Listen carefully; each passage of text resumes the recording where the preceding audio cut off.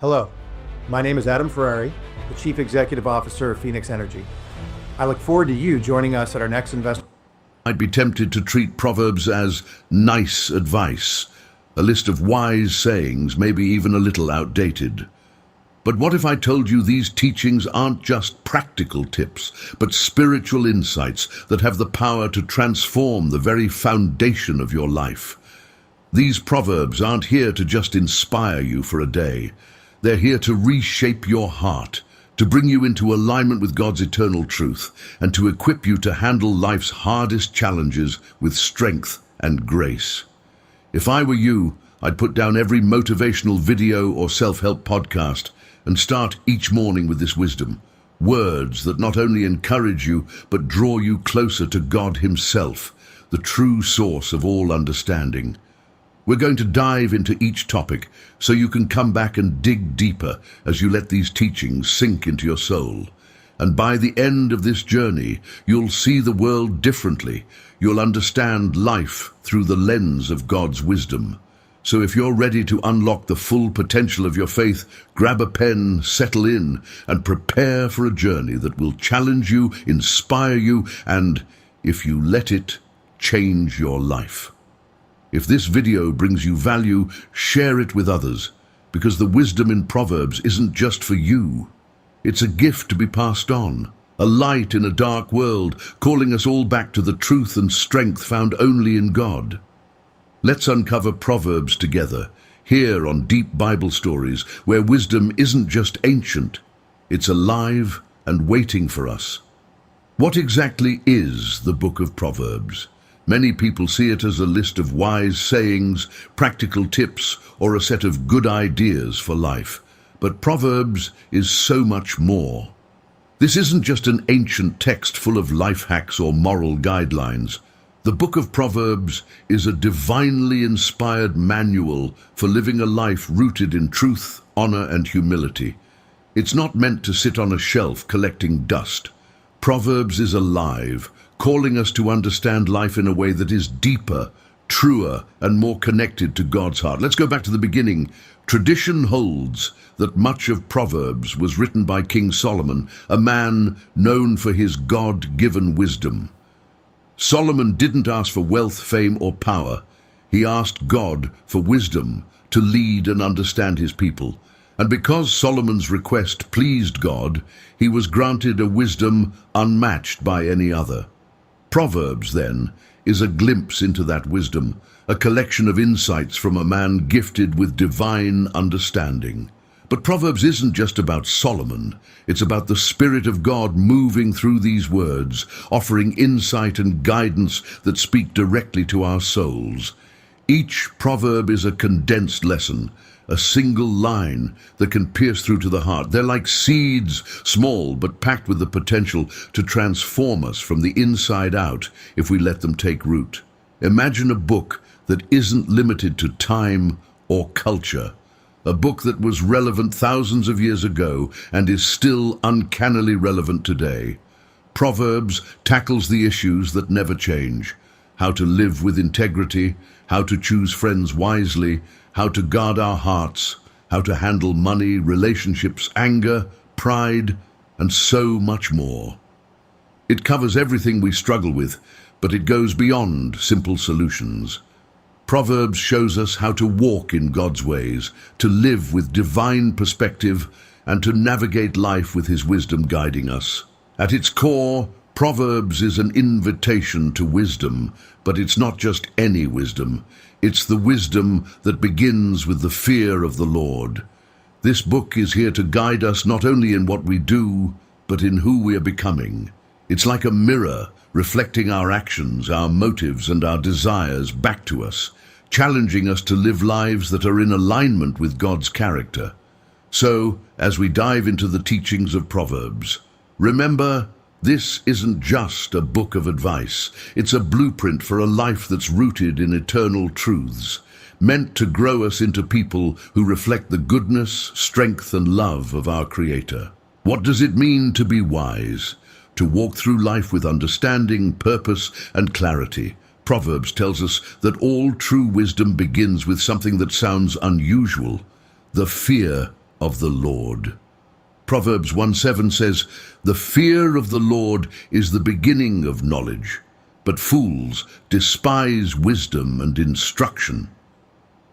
But what does this fear really mean? And why is it so essential? To understand the weight of this phrase, we need to consider the life of the man who wrote it, King Solomon. Solomon wasn't just any ruler.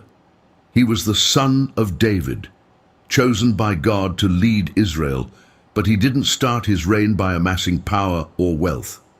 Instead, Solomon asked for something that pleased God deeply. He asked for wisdom, so he could lead his people well.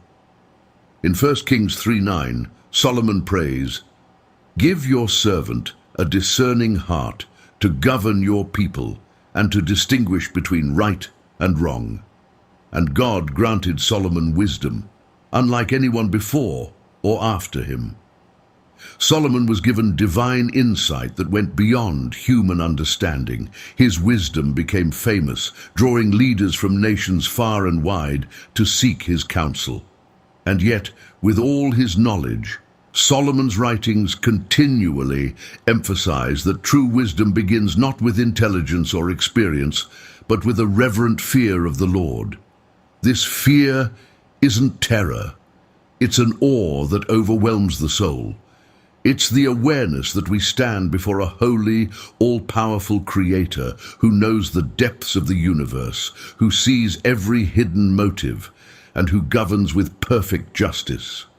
To fear the Lord is to understand that God is infinitely greater than we can comprehend, and yet, incredibly, He invites us to draw near to Him.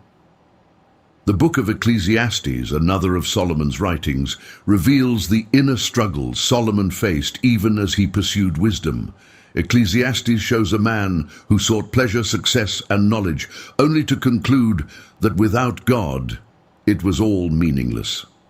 Solomon declares in Ecclesiastes 12:13, "Fear God and keep His commandments, for this is the duty of all mankind." He had learned firsthand that wisdom apart from God's truth led to emptiness. But why is this fear of the Lord the foundation of wisdom? Because it sets everything in its rightful place. The fear of the Lord is a recognition that we are not the center of the universe. God is. It's a humbling realization that all human knowledge is limited, that our understanding is a shadow compared to God's light. This fear, this reverence, makes us teachable, ready to receive truth that transcends our limited perspective. In the book of Sirach, a banned book from the traditional canon, but treasured in the Ethiopian Orthodox Bible, we find a similar insight. The beginning of wisdom is to fear the Lord. She is created with the faithful in the womb. Sirach 1:14. Sirach reveals that this wisdom, born from the fear of the Lord, is woven into the hearts of those who seek God earnestly. It is not learned through human efforts, but gifted by God to those who approach Him with reverence. Imagine for a moment standing before the throne of God, seeing His glory that no human eye can bear, sensing His power, His purity, His holiness. This is the kind of awe that Proverbs calls us to have. It's a fear that brings us to our knees, that makes us aware of our own limitations and our desperate need for God's guidance. For Solomon, this wasn't just a theory. His life illustrates the rise and fall of wisdom. In his early years, Solomon followed God closely, seeking divine wisdom above all else. But later, Solomon's heart grew divided as he pursued wealth, foreign alliances, and even idolatry. The very man who wrote, "The fear of the Lord is the beginning of wisdom," would stray from that foundation, led astray by pride and distraction. The book of Ecclesiastes captures his later reflections. A man who had it all, but realized he had lost his way without God's wisdom anchoring his life. This is why Proverbs starts with the fear of the Lord. It's a warning, a call to remain grounded, to remember that all wisdom, all knowledge, all understanding begins and ends with God. Without the fear of the Lord, even the wisest can lose their way. In today's world, we're taught to believe that wisdom comes from within, that the answers are found in self-discovery, or the latest trend, or a successful career. But Proverbs challenges us to start with humility, to admit that we are not the source of wisdom. God is. Only when we acknowledge His authority, His holiness, His sovereignty, do we open ourselves to receive true wisdom. In Proverbs, relationships are never treated as casual or unimportant. Every person we let into our lives, every influence we allow, is like a thread in the fabric of our spiritual journey. These people shape our character, our values, and even our faith.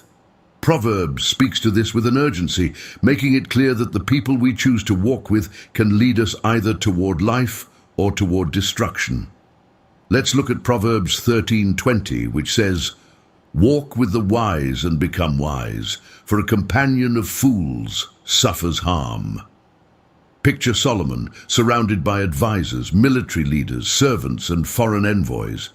As king, he knew the power of influence more than most. He had to discern which people strengthened his reign and which would bring him harm.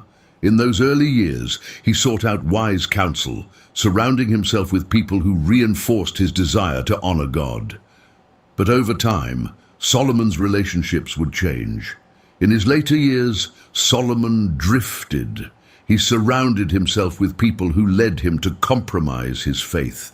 His numerous alliances, political marriages, and advisors from foreign lands brought influences that lured his heart away from God. This very man, who once valued wisdom above all else, who began with a pure desire to follow God, gradually allowed his relationships to steer him in a direction that ultimately led to spiritual decay. Solomon's life is a profound lesson. Wisdom in relationships isn't a one-time choice. It's an ongoing commitment. And Proverbs, written from the depths of Solomon's experience, warns us of this truth. Imagine yourself in Solomon's shoes, facing the allure of relationships that promise power, status, or satisfaction. Proverbs doesn't just ask us to avoid the influence of fools. It challenges us to see relationships as sacred. Who we walk with isn't about mere proximity. It's about choosing people who will encourage us to grow, who push us toward truth, and who will walk with us through life's challenges while helping us remain grounded in faith. Proverbs 22:24-25 goes even further, cautioning, "Do not make friends with a hot-tempered person. Do not associate with one easily angered, or you may learn their ways and get yourself ensnared." This isn't just practical advice. It's a reminder that emotional and spiritual states are contagious. Proverbs warns that even a subtle influence can shape who we become. The anger, pride, or recklessness of those around us can slowly seep into our own hearts if we aren't careful. The Book of Sirach, another ancient wisdom text not found in the traditional canon, but preserved in the Ethiopian Orthodox Bible, echoes this sentiment with urgency. Faithful friends are a sturdy shelter. Whoever finds one has found a treasure. Sirach 6:14. Proverbs and Sirach both emphasize that the right friends are a shelter in a storm, a source of wisdom and comfort that strengthens us against the temptations and struggles we face. Sirach reminds us that friends aren't just companions.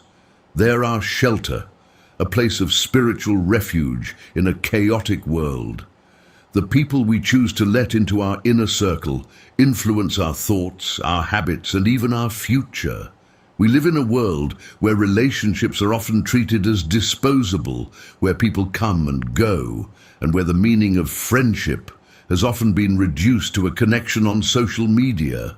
Proverbs calls us to something deeper. It tells us to seek out relationships with intention, to prioritize friendships that lift us up, and to be mindful of those who bring us down. Have you ever found yourself becoming more critical, more anxious, or more restless after spending time with certain people? Proverbs calls us to guard against this, to be vigilant about the people we let close, because their influence has a profound impact on the direction of our lives. Proverbs 27:17 famously states, "As iron sharpens iron, so one person sharpens another." Think about what this means. To sharpen iron, friction is required. Sparks fly as two blades come into contact.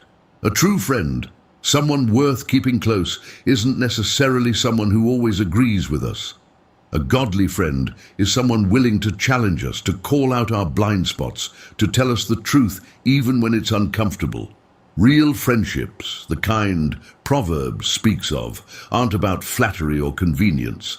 They're about refining each other for God's purposes. Picture a scene from Solomon's own life. Imagine him as a young king, receiving advice from trusted friends who encouraged him to follow God, to seek wisdom, to remain humble. Those relationships early on would have been sources of strength, shaping his decisions and grounding him in truth. But imagine later, as he grew more isolated, surrounded by those who valued political gain over spiritual integrity. He lost his way, and Proverbs reflects the regret of a man who knew the cost of walking with the wrong people. Who are you walking with? Who is sharpening you, challenging you, encouraging you to be the person God is calling you to be? Are there people in your life who may be leading you off course, who distract you from God's truth, or bring out qualities that don't honor Him? Proverbs urges us to take these questions seriously, to look at our relationships with spiritual clarity and make decisions based on God's wisdom rather than convenience or comfort. Building relationships with the wise doesn't just happen. It takes effort, discernment, and sometimes the courage to let go of people who don't have our best interests at heart. Proverbs reminds us that friendship is more than a social connection. It's a profound spiritual partnership. When we surround ourselves with people who are committed to God's truth, we're better able to withstand life's storms, to grow in wisdom, and to live out the purpose God has placed on our lives. In Proverbs, the power of words is presented with a weight unlike anything we might expect from a simple collection of sayings. It's clear that in God's eyes, words are not trivial or inconsequential. They are powerful, like seeds that can grow into life or spread destruction.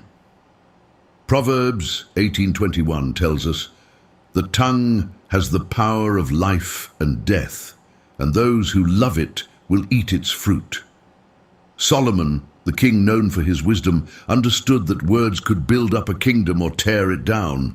In his role as a leader, a single decree could bring peace, while a careless word could spark war. His own life bore witness to this truth, as his words brought justice and wisdom in his early years, but became mixed with compromise and carelessness later on. This truth in Proverbs isn't just for leaders, it's for every one of us. Every word we speak has the power to heal, to encourage, to bring joy, or to wound, to deceive and to destroy. Think of a time in your own life when words deeply impacted you. Maybe it was an encouraging word that lifted your spirit, or a harsh remark that left a scar. Proverbs doesn't hold back in showing us that words are never just words. They can create ripples that spread through our own lives and the lives of others, reaching far beyond the moment they're spoken. Proverbs 12:18 says, The words of the reckless pierce like swords, but the tongue of the wise brings healing. Imagine a sword, a weapon designed to wound, to harm. Proverbs compares reckless words to that weapon, highlighting how easily we can hurt others without even realizing it. Solomon, through his own journey, likely saw how his words impacted the lives of his people, his family, and his kingdom. What's powerful here is the contrast Proverbs gives us. The reckless words that pierce like swords versus the wise words that bring healing. Words, when spoken with wisdom, have the ability to mend what's broken, to soothe the wounds left by the harshness of life. We all know the feeling of being uplifted by an encouraging word, the way a kind comment can turn a bad day around or give us hope when we're struggling. Proverbs reminds us that each of us has this power within us, to either heal or hurt, to build up or tear down. Proverbs doesn't shy away from the potential harm of words. Proverbs 15:1 offers this insight. A gentle answer turns away wrath, but a harsh word stirs up anger. Solomon understood that our responses have a profound influence on the outcome of a situation. Think of how many conflicts, arguments, or misunderstandings could be diffused with a simple, gentle response. The Proverbs invite us to approach our conversations with humility, to seek to understand before seeking to be understood. Words, however, don't only impact those around us, they shape our own hearts. The book of James in the New Testament picks up on this theme in a way that echoes Proverbs, likening the tongue to the rudder of a ship. James 3:4-5 says, "Take ships as an example. Although they are so large and are driven by strong winds, they are steered by a very small rudder wherever the pilot wants to go. Likewise, the tongue is a small part of the body, but it makes great boasts." Like a rudder, our words can steer the direction of our hearts, guiding us either toward God's truth or away from it. Imagine standing before Solomon asking him, "What is the secret to living in peace?" His answer wouldn't likely be about power or wealth. He would say, "Guard your tongue." For Solomon, the true test of wisdom was often revealed in the way a person spoke, in the gentleness, honesty, and restraint of their words. For him, wisdom wasn't just about what he knew, but how he chose to speak. Here's where Proverbs takes it a step further. Proverbs 16:24 says, "Gracious words are a honeycomb, sweet to the soul and healing to the bones." In ancient Israel, honey wasn't just a treat, it was a precious resource, a gift of sweetness in a land where sugar was rare. Honey was both a delight and a healing balm. Proverbs compares wise words to honeycomb, reminding us that words can be both sweet and restorative, bringing healing to the deepest parts of our being. How often do we consider our words as something that could bring healing? Our world often encourages us to speak without restraint, to say what's on our mind without considering the impact. But Proverbs offers a different way. It challenges us to treat each word with intention, to see our speech as a tool for God's purposes. Are you speaking words that bring life, or do your words often drift toward criticism, anger, or impatience? Proverbs doesn't ask us to be perfect, but it does call us to a higher standard, urging us to make our words a reflection of God's wisdom, love, and patience. Imagine if we approached every conversation with the awareness that our words have the power to build up or break down. How different would our relationships be? Our communities, our own hearts. Proverbs invites us to see the gift God has given us in our ability to speak, to use it for good, and to let our words be channels of His love. In the book of Proverbs, work and wealth aren't treated as mere means to an end. Instead, they're seen as opportunities to reflect God's character, to show faithfulness in the smallest details, and to honor Him in how we handle both our efforts and our resources. Proverbs 10:4 states, "Lazy hands make for poverty, but diligent hands bring wealth." This isn't just advice about making a living. It's a call to approach our work with intention, viewing our efforts as part of a bigger picture, a picture that includes our relationship with God and our witness to the world around us. King Solomon, as a ruler with access to unimaginable wealth, understood the delicate balance between prosperity and responsibility. He knew that riches could bless a kingdom when used wisely or bring ruin if sought selfishly. In Proverbs, Solomon's teachings reflect this tension, warning against laziness and greed while promoting diligence and contentment. One vivid illustration Solomon uses to teach about diligence comes from Proverbs 6:6-8. "Go to the ant, you sluggard, consider its ways and be wise. It has no commander, no overseer or ruler, yet it stores its provisions in summer and gathers its food at harvest."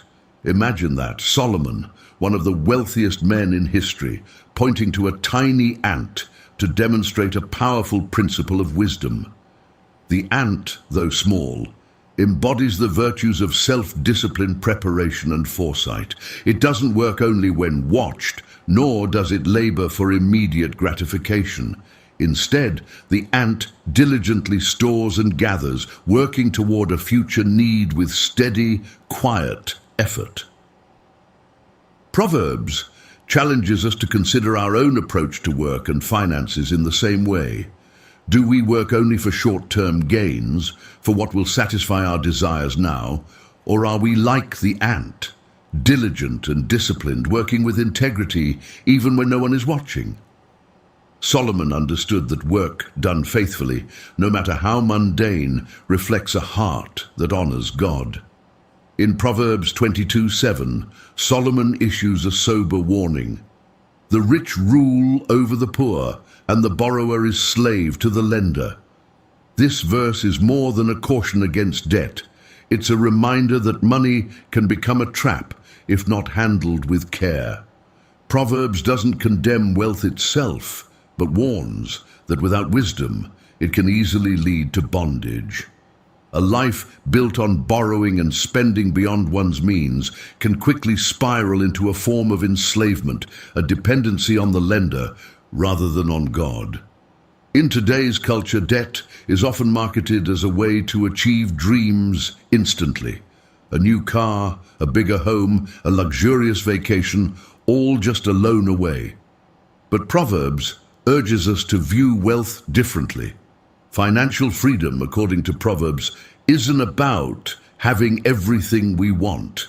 It's about living within our means, about letting our needs drive our spending rather than our desires. It's about experiencing the peace that comes from being free from the chains of debt, knowing we can be generous without worry. The book of Sirach, also known as Ecclesiasticus, another ancient wisdom text respected in the Ethiopian Orthodox Bible, mirrors this teaching with a similar warning. Sirach 31:1 says, "Wakefulness over wealth wastes away one's flesh, and anxiety about it drives away sleep." Sirach reinforces Proverbs' message. Chasing wealth without wisdom can drain us, consuming our peace and even our health. Both Proverbs and Sirach emphasize that true prosperity isn't found in endless accumulation, but in contentment, generosity, and a heart free from the bondage of materialism. Proverbs 11:24-25 offers yet another layer to this wisdom, revealing the paradox of generosity.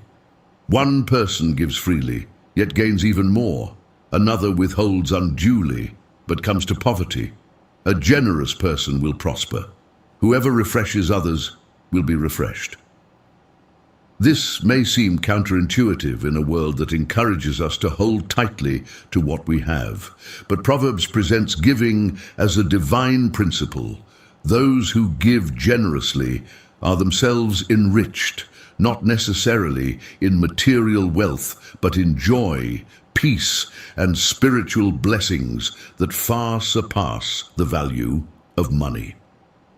Imagine living this way, not clinging to every dollar, but trusting God's provision, being free to give without hesitation, knowing that God's abundance flows through those who are willing to share. This is the wisdom that Proverbs invites us into, a life of freedom, contentment, and faith. And when it comes to hard work, Proverbs 12:11 reinforces the virtue of honest labor. Those who work their land will have abundant food, but those who chase fantasies have no sense.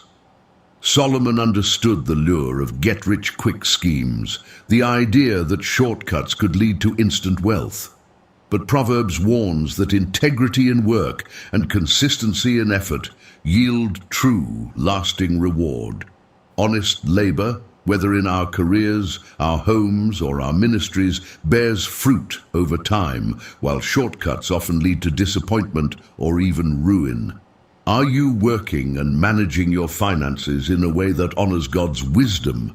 Are you diligent in your efforts, mindful of debt, and open-handed in generosity?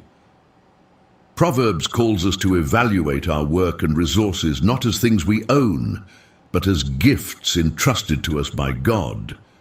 How we handle these gifts reveals our hearts. Imagine starting each day with the intention to work for God, to handle money with His wisdom, to see each task and each paycheck as part of a larger divine purpose. Proverbs doesn't just want us to work and earn, it wants us to live with purpose, diligence, and peace in every area of our lives. If these teachings resonate with you, take a moment to reflect on how you might align your work and finances with God's principles. And if you know someone who might benefit from this wisdom, share this video with them. Here on Deep Bible Stories, we're on a journey to uncover truths that not only impact our spiritual lives, but shape how we live, work, and give. In Proverbs, integrity isn't just a virtue. It's the bedrock of a life that truly honors God. Proverbs teaches that integrity isn't about perfection, but about consistency, honesty, and alignment with God's ways. It's the commitment to do what's right, not just when it's easy or when others are watching, but in every circumstance. Proverbs 10:9 says, "Whoever walks in integrity walks securely, but he who makes his ways crooked will be found out." Imagine the life of Solomon, a king who was entrusted with both power and wisdom. He knew the temptations that came with wealth and influence, the allure of shortcuts, the appeal of bending truth to gain favor or avoid conflict. Early in his reign, Solomon was celebrated for his wisdom and discernment. He asked God for understanding, not riches or power, and God blessed him abundantly. Yet as time passed, Solomon's integrity would be tested. He would learn, as we all do, that integrity isn't a one-time choice, but a continual commitment, a daily decision to live by the principles that align us with God's truth. Integrity, in the eyes of Proverbs, is more than honesty or moral uprightness. It's about being whole, undivided. To walk in integrity is to live in alignment with God's character, with no hidden agendas, no double-mindedness.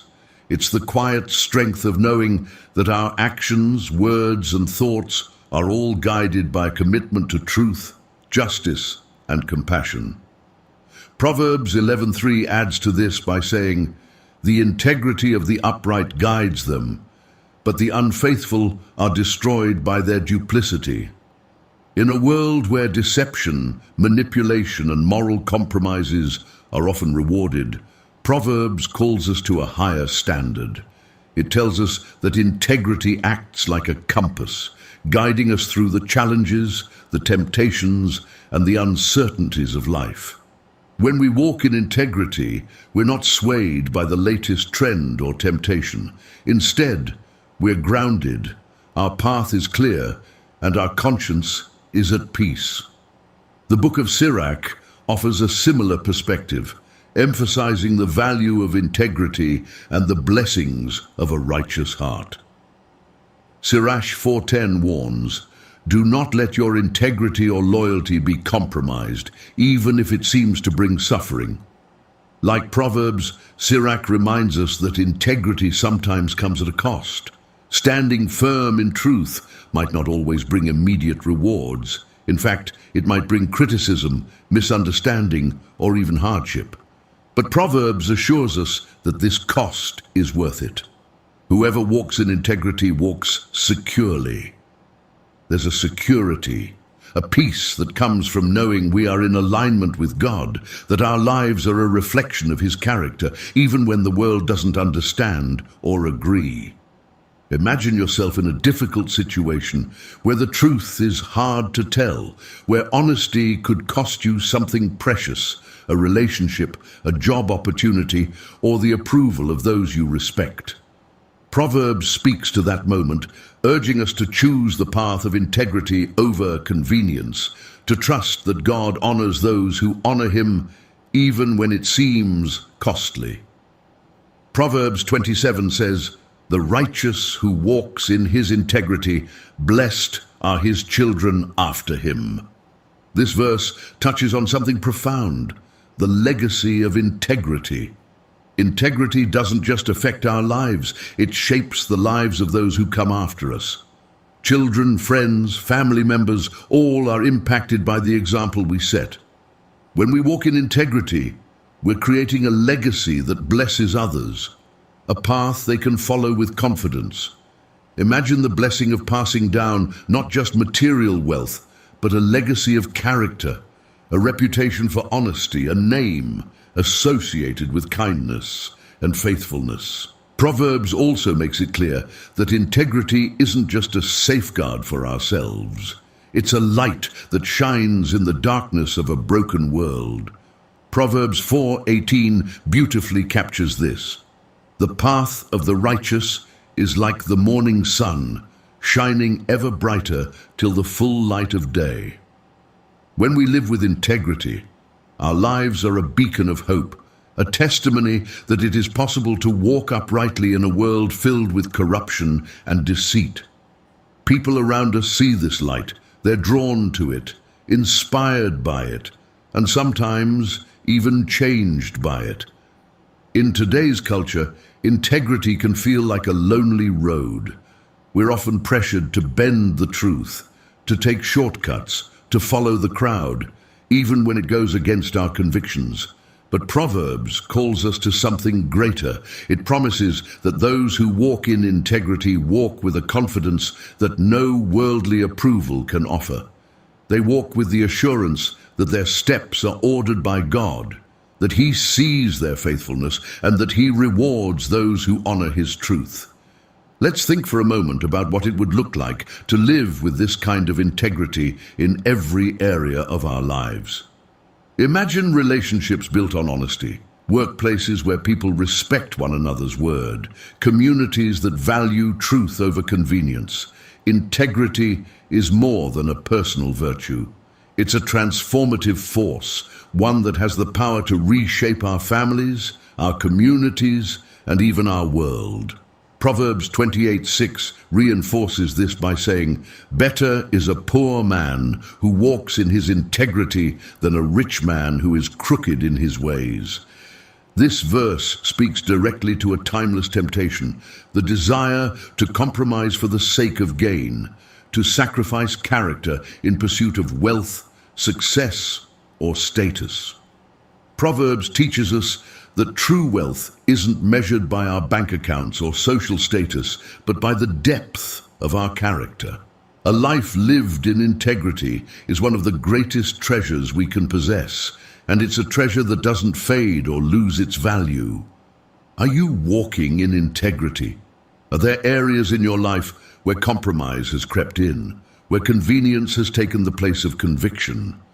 Proverbs challenges us to examine our hearts, to align every part of our lives with God's truth, and to let His wisdom guide each step.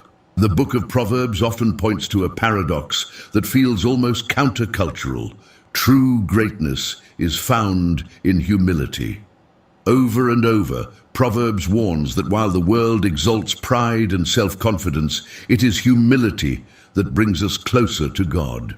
Proverbs 16:18 famously states, "Pride goes before destruction, a haughty spirit before a fall."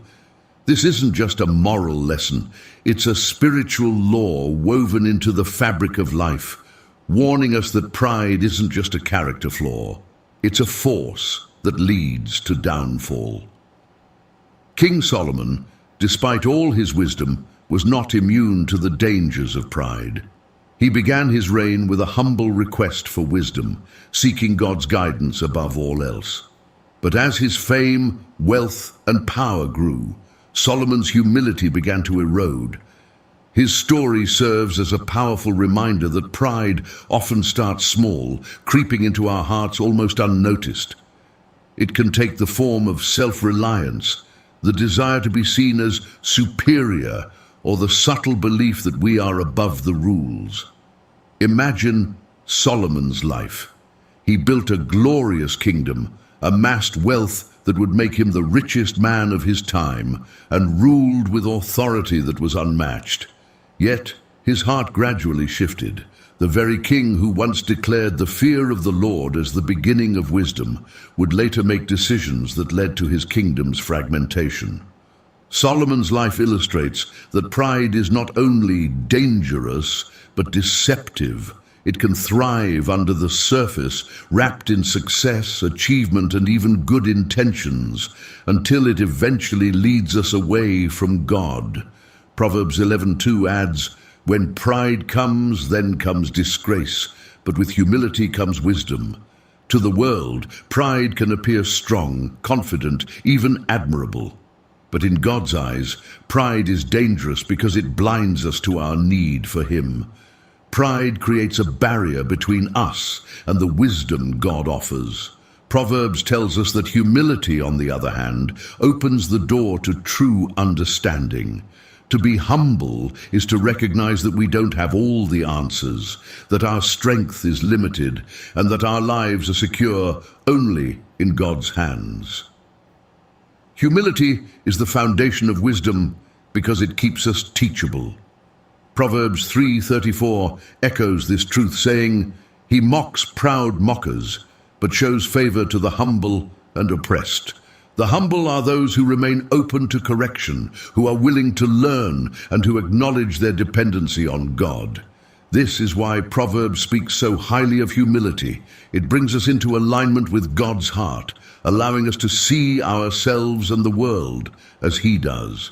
In the book of Sirach, humility is praised in a similar way. Sirach 3:18 advises, "The greater you are, the more you must humble yourself, so you will find favor in the sight of the Lord." Sirach, like Proverbs, highlights the irony of humility. The more we achieve, the more we need to remember our dependence on God. This goes against what the world teaches us. We're often told to celebrate our strengths, to stand out, to prove ourselves. But Proverbs and Sirach call us to a different standard, one where we take less pride in our accomplishments and more joy in serving others. Proverbs 29:23 warns us again, saying, "Pride brings a person low, but the lowly in spirit gain honor." This verse challenges us to question where we place our sense of worth. Pride builds itself on the things that the world values: power, status, and appearance. But humility finds worth in God's love and in the quiet strength that comes from walking in obedience to Him. Proverbs teaches that those who are lowly in spirit will be lifted up by God. It's a principle that invites us to let go of the need for recognition and instead trust that God sees, knows, and honors those who seek Him with a humble heart. Consider the life of Jesus, who demonstrated the ultimate humility. In the New Testament, we see the fulfillment of Proverbs' teachings on humility in Christ. Philippians 2:6-8 says of Jesus, who, being in very nature God, did not consider equality with God something to be used to his own advantage. Rather, he made himself nothing by taking the very nature of a servant, being made in human likeness. And being found in appearance as a man, he humbled himself by becoming obedient to death, even death on a cross. Jesus, though he had every right to claim power, chose the path of humility, giving up his life for the sake of others. His life reflects the ultimate victory of humility over pride, and shows us that true greatness is found in servanthood, not status. But Proverbs also warns us of the subtlety of pride. Proverbs 26:12 cautions, do you see a person wise in their own eyes? There is more hope for a fool than for them. This verse challenges us to examine our own hearts. Pride often disguises itself as self-confidence, as independence, as knowing better. It can be as simple as dismissing someone else's advice or resisting correction. Proverbs reminds us that the one who is wise in their own eyes shuts themselves off from God's wisdom. It's a dangerous place to be because pride blinds us to our own need for growth. Are there areas in your life where pride has crept in? Are you leaning on your own understanding rather than seeking God's wisdom? Proverbs invites us to lay down our self-sufficiency, to admit our need for God, and to walk humbly with Him. When we let go of pride, we're able to experience the fullness of His guidance, His protection, and His love. For those who want more out of every moment this summer, Mazda has more 2025 IIHS Top Safety Pick Plus awards than any other brand as of May 2025. What more could you ask for? Discover how Mazda has more to move you today. Visit iihs.org to learn more.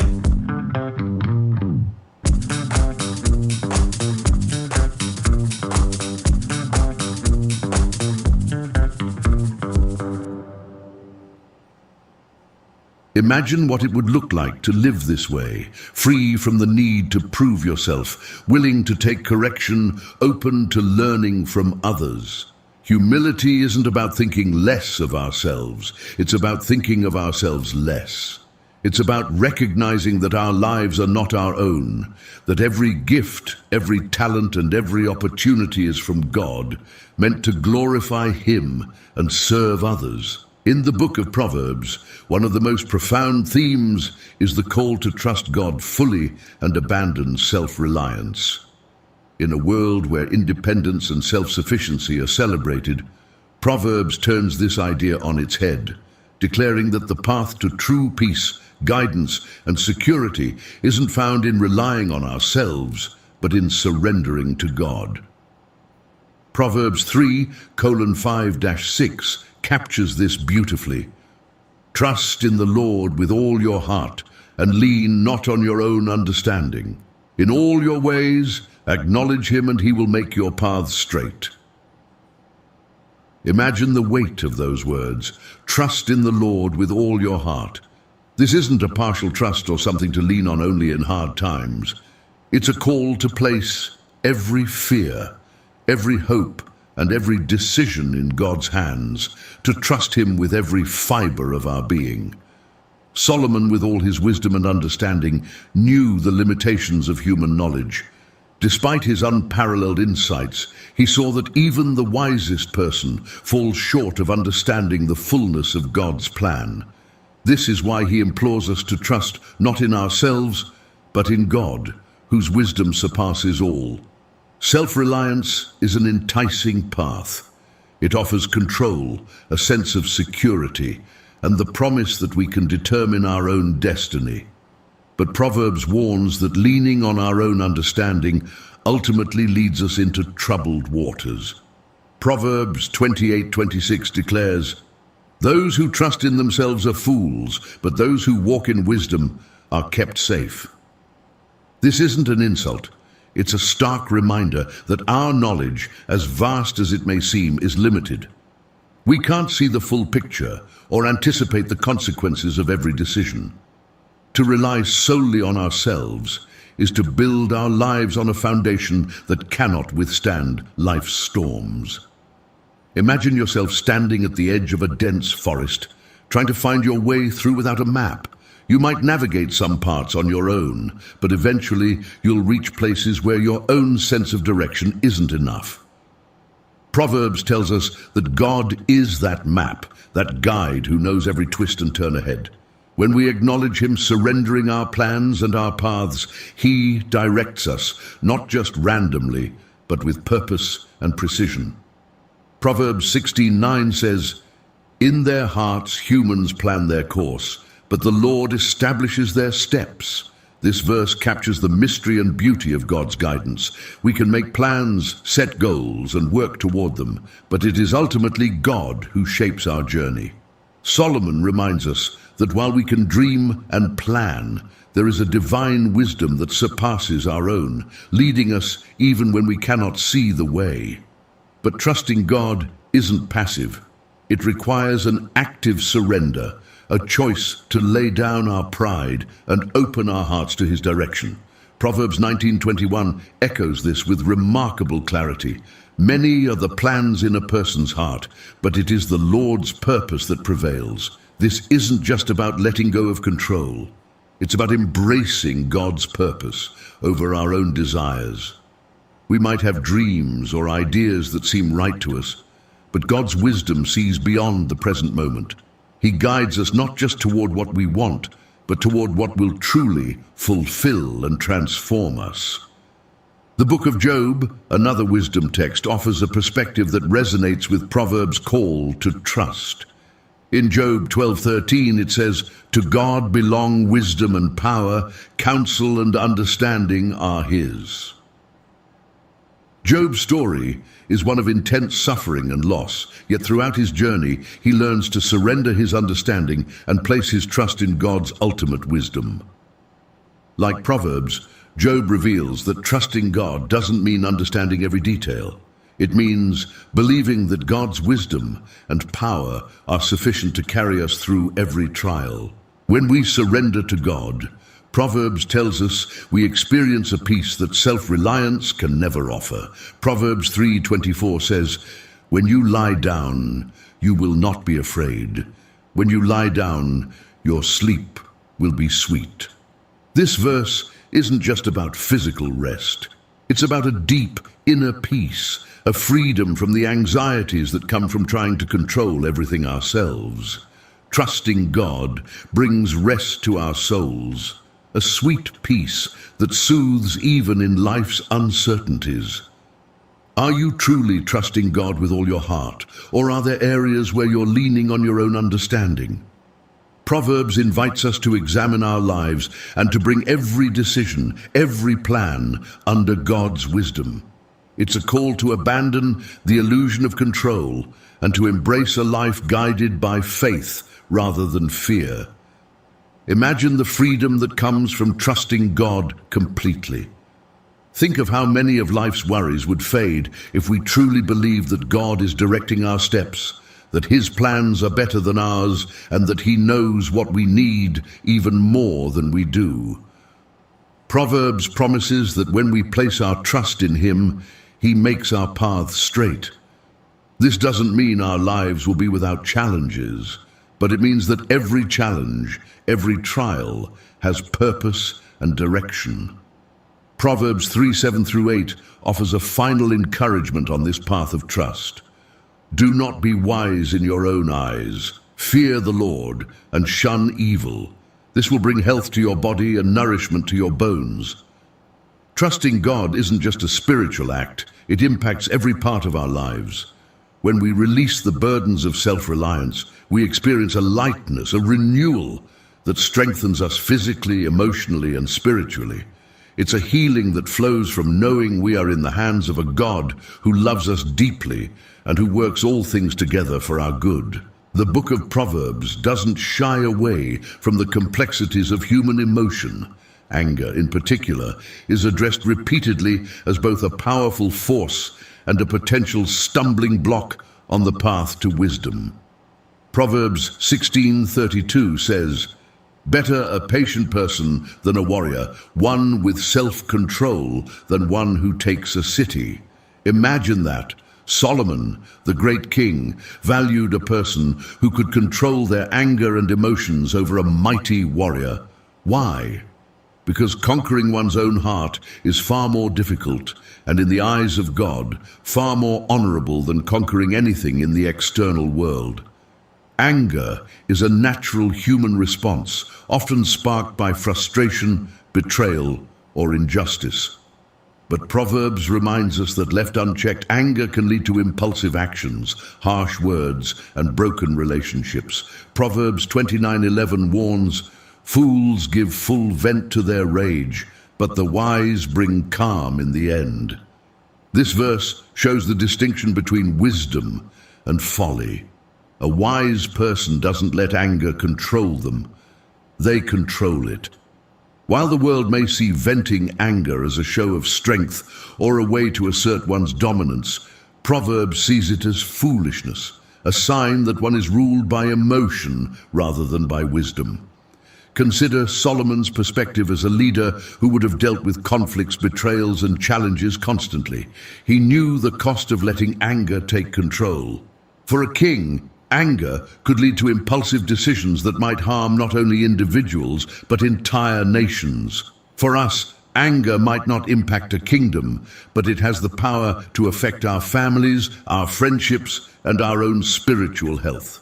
Proverbs urges us to be careful with this powerful emotion, to recognize it for what it is, and to respond to it with self-control and wisdom. But self-control is not something we master overnight. It requires intentionality, humility, and dependence on God. Proverbs 19:11 says, "A person's wisdom yields patience. It is to one's glory to overlook an offense." This verse challenges us to see beyond our immediate reaction, to look deeper and find patience in moments that might otherwise provoke us. Proverbs teaches that our ability to control our temper is not a weakness, but a strength, an honor that comes from understanding the power of grace.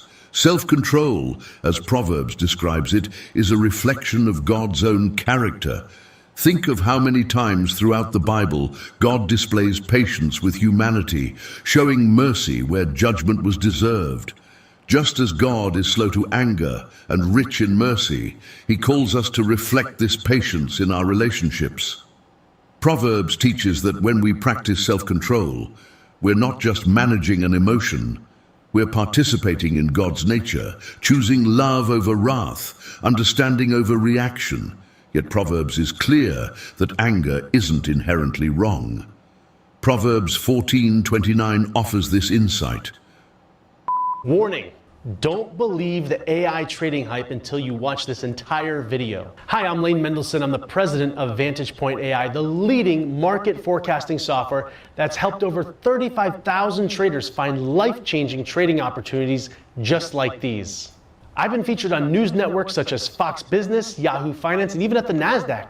I was even named one of the top 10 tech entrepreneurs to follow. If you've been curious to learn how to utilize AI in your trading, there's plenty of other new startup companies with very little to no actual experience in the markets, trying to capitalize on the new AI trends to make a quick buck. Meanwhile, our AI trading platform was pioneered by my father back in the late 1980s, and our long history of predicting markets with 1 to 3 days in advance with up to 87.4% proven accuracy speaks for itself.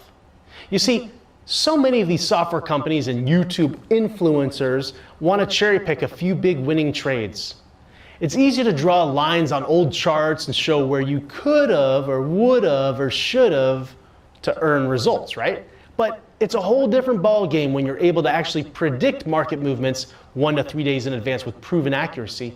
And we have over 30 years of documented success with our AI technology. Remember, our software Vantage Point was the first AI software in the world for individual traders like you. Even better, we're going to prove it to you. We have an upcoming live training. We'll be showing you how to analyze the markets and put this AI software to work for you immediately. Now go ahead, click the button below, register on the next page, and I want to be clear, this is not a pre-recorded webinar, this is not scripted reading off a teleprompter, this is a live training session where you'll be able to see in real time how we're able to predict the markets and how you can benefit from those predictions. But there's limited spots available, so be sure to click the button and register, lock in your seat, and most importantly, show up. Make it a priority. Come to the training session so you can get the information you need to be successful now. I look forward to sharing all of this with you, breaking it down step by step, teaching you the strategies, showing you the concepts, and explaining the game plan for how you can be successful. I'll see you there.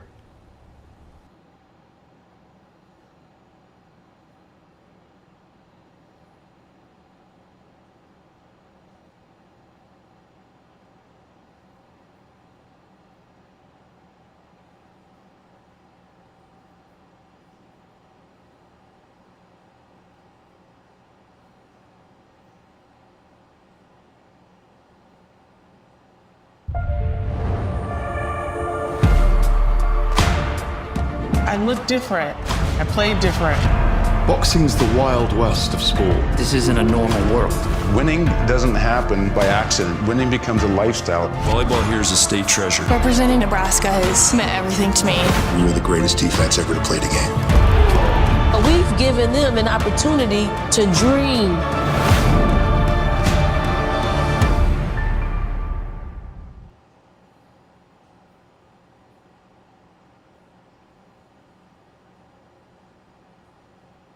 Whoever is patient has great understanding, but one who is quick-tempered displays folly. The issue isn't anger itself, but how we handle it. Righteous anger, a deep indignation toward injustice, cruelty, or oppression, can reflect God's heart. But even righteous anger requires self-control. We are called to respond thoughtfully, channeling our energy toward positive action rather than letting anger fester or lead us into sin. The book of Sirach speaks similarly about self-control, calling it the key to a peaceful and wise life. Sirach 28:2-3 warns, "Forgive your neighbor the wrong he has done, and then your sins will be pardoned when you pray. Does a man harbor anger against another and yet seek for healing from the Lord?" Sirach, like Proverbs, challenges us to let go of anger, especially when it hinders our relationship with God. In both texts, there's a clear message. Forgiveness and self-control aren't just good practices, they're essential to a life of wisdom and peace.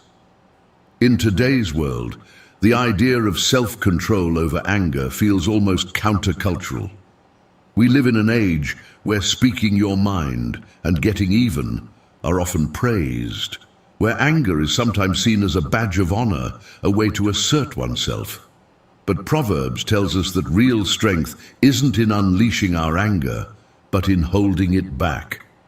Proverbs 15:18 advises, "A hot-tempered person stirs up conflict, but the one who is patient calms a quarrel." This isn't just practical advice. It's a spiritual principle. Choosing patience over anger not only preserves peace, it reflects the heart of God. Imagine the freedom that would come from mastering this principle. How many arguments could be avoided? How many relationships could be healed? Proverbs teaches that in moments of anger, we have a choice to escalate or to calm, to react or to respond. Every time we choose self-control, we bring a little more of God's peace into our own hearts and into the lives of those around us. How do you respond to anger? Do you allow it to take control? Or do you seek God's help in responding with patience? Proverbs invites us to examine our hearts, to recognize where anger has taken root, and to bring it under God's guidance. Anger doesn't have to lead to destruction. It can lead us closer to God if we're willing to surrender it to Him. One of the most powerful verses on self-control comes from Proverbs 25:28. "Like a city whose walls are broken through is a person who lacks self-control. In ancient times, a city without walls was vulnerable, exposed to attacks, and unable to defend itself. Proverbs uses this image to show that a lack of self-control leaves us equally defenseless. Without self-control, our emotions, especially anger, can lead us into actions and words we later regret, leaving us spiritually exposed and vulnerable. Proverbs encourages us to build up the walls of self-control around our hearts, to be vigilant and intentional, protecting our spirit from the destruction that unchecked anger can bring. When we exercise self-control, we're not denying our emotions. We're directing them, using them in ways that align with God's purpose. Imagine how different life could look if we embraced Proverbs' wisdom on anger and self-control. Picture a world where patience and understanding are stronger than retaliation, where grace is extended before judgment, and where people seek God's peace rather than venting every frustration. This is the life Proverbs calls us to, a life where we reflect God's character in every reaction, every conversation, and every relationship. In the book of Proverbs, discipline isn't viewed as punishment or mere restriction. It's a pathway to growth, wisdom, and ultimately to a life that honors God. Discipline is described as a treasure that shapes our character, sharpens our focus, and refines our hearts. Proverbs 12:1 sets the tone by stating, "Whoever loves discipline loves knowledge, but whoever hates correction is stupid." This is a stark reminder that wisdom and discipline go hand in hand. In God's eyes, discipline isn't harsh or limiting. It's a gift, a way of aligning our lives with His purpose. Solomon, with all his insight, knew that a life without discipline is a life that drifts. Proverbs 25:28 says, "Like a city whose walls are broken through is a person who lacks self-control." Imagine a city with no walls, exposed to every threat, every danger. Proverbs uses this powerful image to convey that without discipline, we leave ourselves vulnerable, not just to external challenges, but to the impulses, desires, and distractions that can pull us away from God's path. Discipline, like walls around a city, protects us, giving structure and security to our lives. Proverbs teaches that discipline isn't just for times of correction, it's a lifestyle, a commitment to live purposefully. Proverbs 6:6-8 offers us the example of the ant. "Go to the ant, you sluggard. Consider its ways and be wise. It has no commander, no overseer or ruler, yet it stores its provisions in summer and gathers its food at harvest." This isn't just about hard work. It's about self-motivation, the ability to act with foresight and diligence without constant supervision. Proverbs encourages us to adopt the ant's disciplined way of life, to prepare, to persevere, and to keep moving forward even when no one is watching. At its core, Proverbs teaches that discipline is an act of humility. It's the willingness to be corrected, to learn from our mistakes, and to acknowledge that we don't have all the answers. Proverbs 3:11-12 says, "My son, do not despise the Lord's discipline, and do not resent his rebuke, because the Lord disciplines those he loves, as a father the son he delights in." Discipline, in this sense, is not only valuable, but a sign of God's love. When God corrects us, He's not punishing us. He's guiding us, helping us avoid paths that lead to destruction and nudging us back toward life.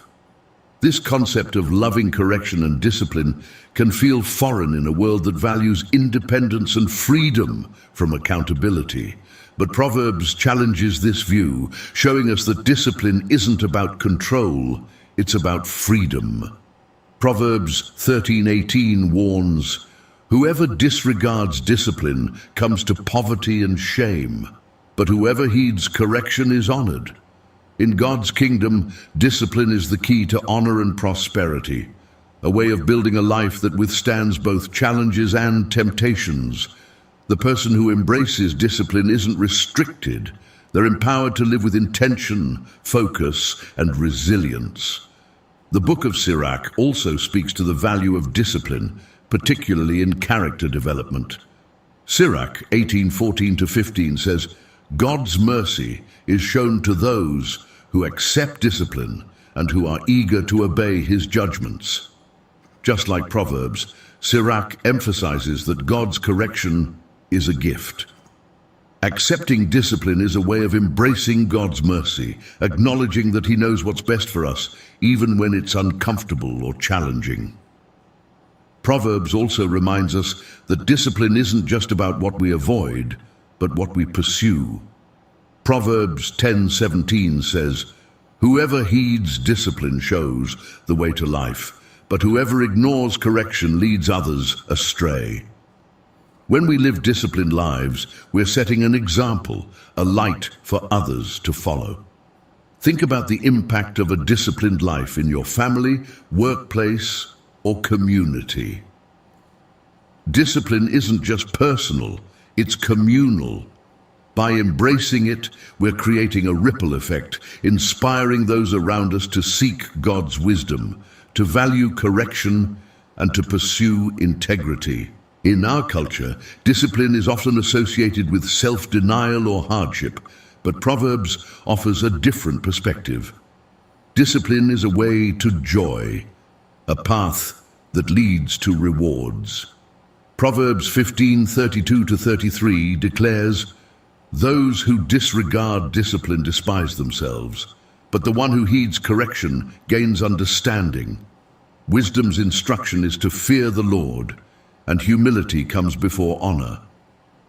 Discipline leads us to wisdom and honor, aligning us with God's purposes and bringing blessings into our lives. It's not about restriction, it's about shaping our lives according to God's design so that we can experience true fulfillment. Imagine a life where every decision is guided by God's wisdom, where every choice reflects his truth.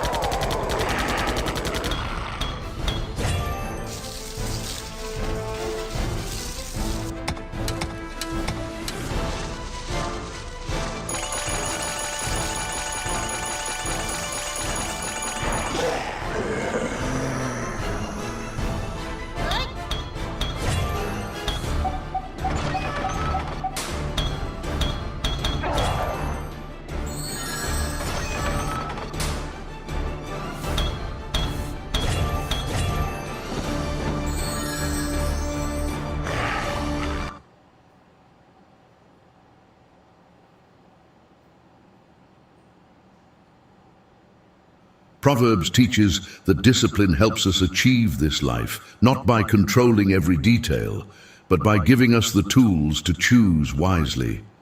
Through discipline, we learn patience, self-control, and resilience, qualities that are invaluable in our walk with God.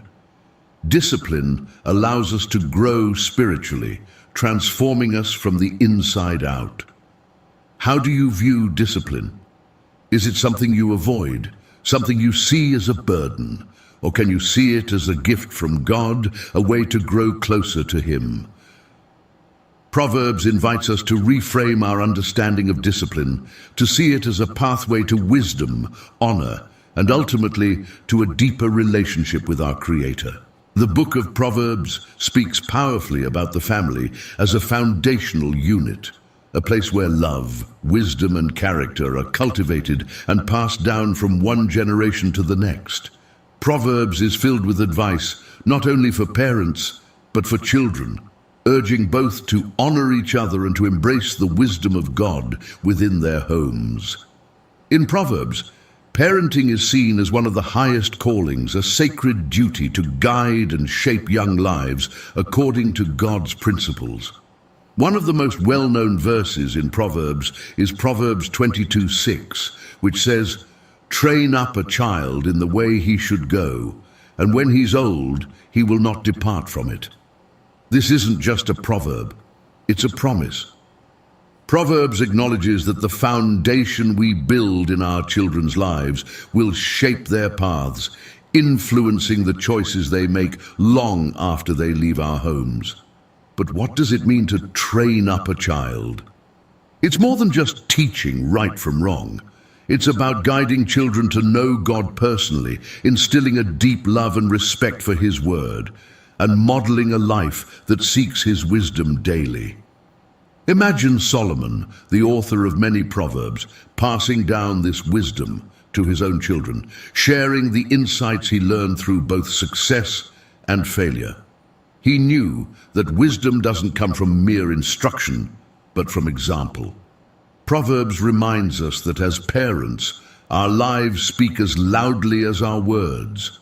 Children learn not only from what we say, but from what we do, from the way we handle conflict, treat others, and live out our faith. Proverbs emphasizes that discipline is a vital part of parenting. Proverbs 13:24 tells us, "Whoever spares the rod hates their children, but the one who loves their children is careful to discipline them." In the context of Proverbs, the rod represents guidance and correction, not punishment for punishment's sake. The goal is to lead children away from harmful behaviors and toward righteousness. Discipline in Proverbs is a form of love, a way to teach children the difference between wisdom and folly, right and wrong. It's a tool to help them grow in character and to protect them from paths that lead to destruction. Yet, discipline in Proverbs is always balanced with love and patience. Proverbs 15:1 teaches, "A gentle answer turns away wrath, but a harsh word stirs up anger." Parenting is a call to embody both firmness and gentleness, to correct with compassion and to teach with patience. Proverbs urges parents to avoid harshness, knowing that anger or criticism can wound a child's spirit.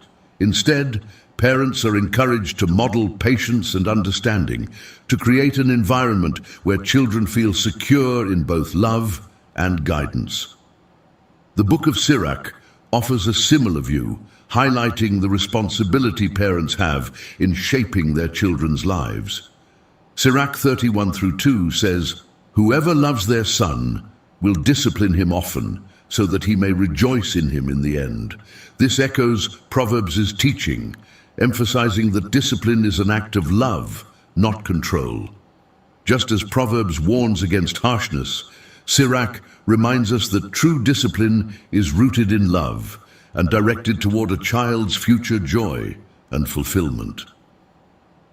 Both texts remind us that parenting is a balance of instruction and encouragement, correction and affirmation. In Proverbs, children are called to honor their parents, recognizing the wisdom and experience they offer. Proverbs 1:8-9 says, "Listen, my son, to your father's instruction, and do not forsake your mother's teaching. They are a garland to grace your head and a chain to adorn your neck." Here, Proverbs speaks to the beauty of a parent's guidance, portraying it as a crown, a blessing, and a source of honor. When children respect and embrace the wisdom of their parents, they carry a legacy of strength and character that blesses them throughout life. But Proverbs also places a great responsibility on parents to be worthy of that honor. Proverbs 14:26 teaches, Whoever fears the Lord has a secure fortress, and for their children it will be a refuge. This verse reveals that a parent's faith becomes a spiritual shelter for their children. When parents walk closely with God, seeking His wisdom and living with integrity, they create a spiritual covering over their family, a place of safety where children feel protected, loved, and valued. Parents are called to be that refuge, that safe place where children can grow up anchored in God's love. In today's fast-paced culture, Proverbs' wisdom on family and parenting is more relevant than ever. We live in a world where values and beliefs are often challenged, where children are exposed to conflicting messages from every direction. Proverbs urges us to create homes that are grounded in God's truth, where His word is the foundation and His wisdom guides every decision. It calls parents to prioritize teaching God's ways, even when the world tells us other things are more important. Let's pause and reflect. Are we creating a home where God's wisdom is cherished and taught? Are we modeling patience, integrity, and love in a way that honors God? Proverbs invites us to see our families as the first place where faith is lived out, a place where God's truth is not only taught, but embodied. Proverbs 27 highlights the impact of this kind of faith. The righteous lead blameless lives. Blessed are their children after them. This verse speaks to the power of a life lived in righteousness and how it blesses future generations.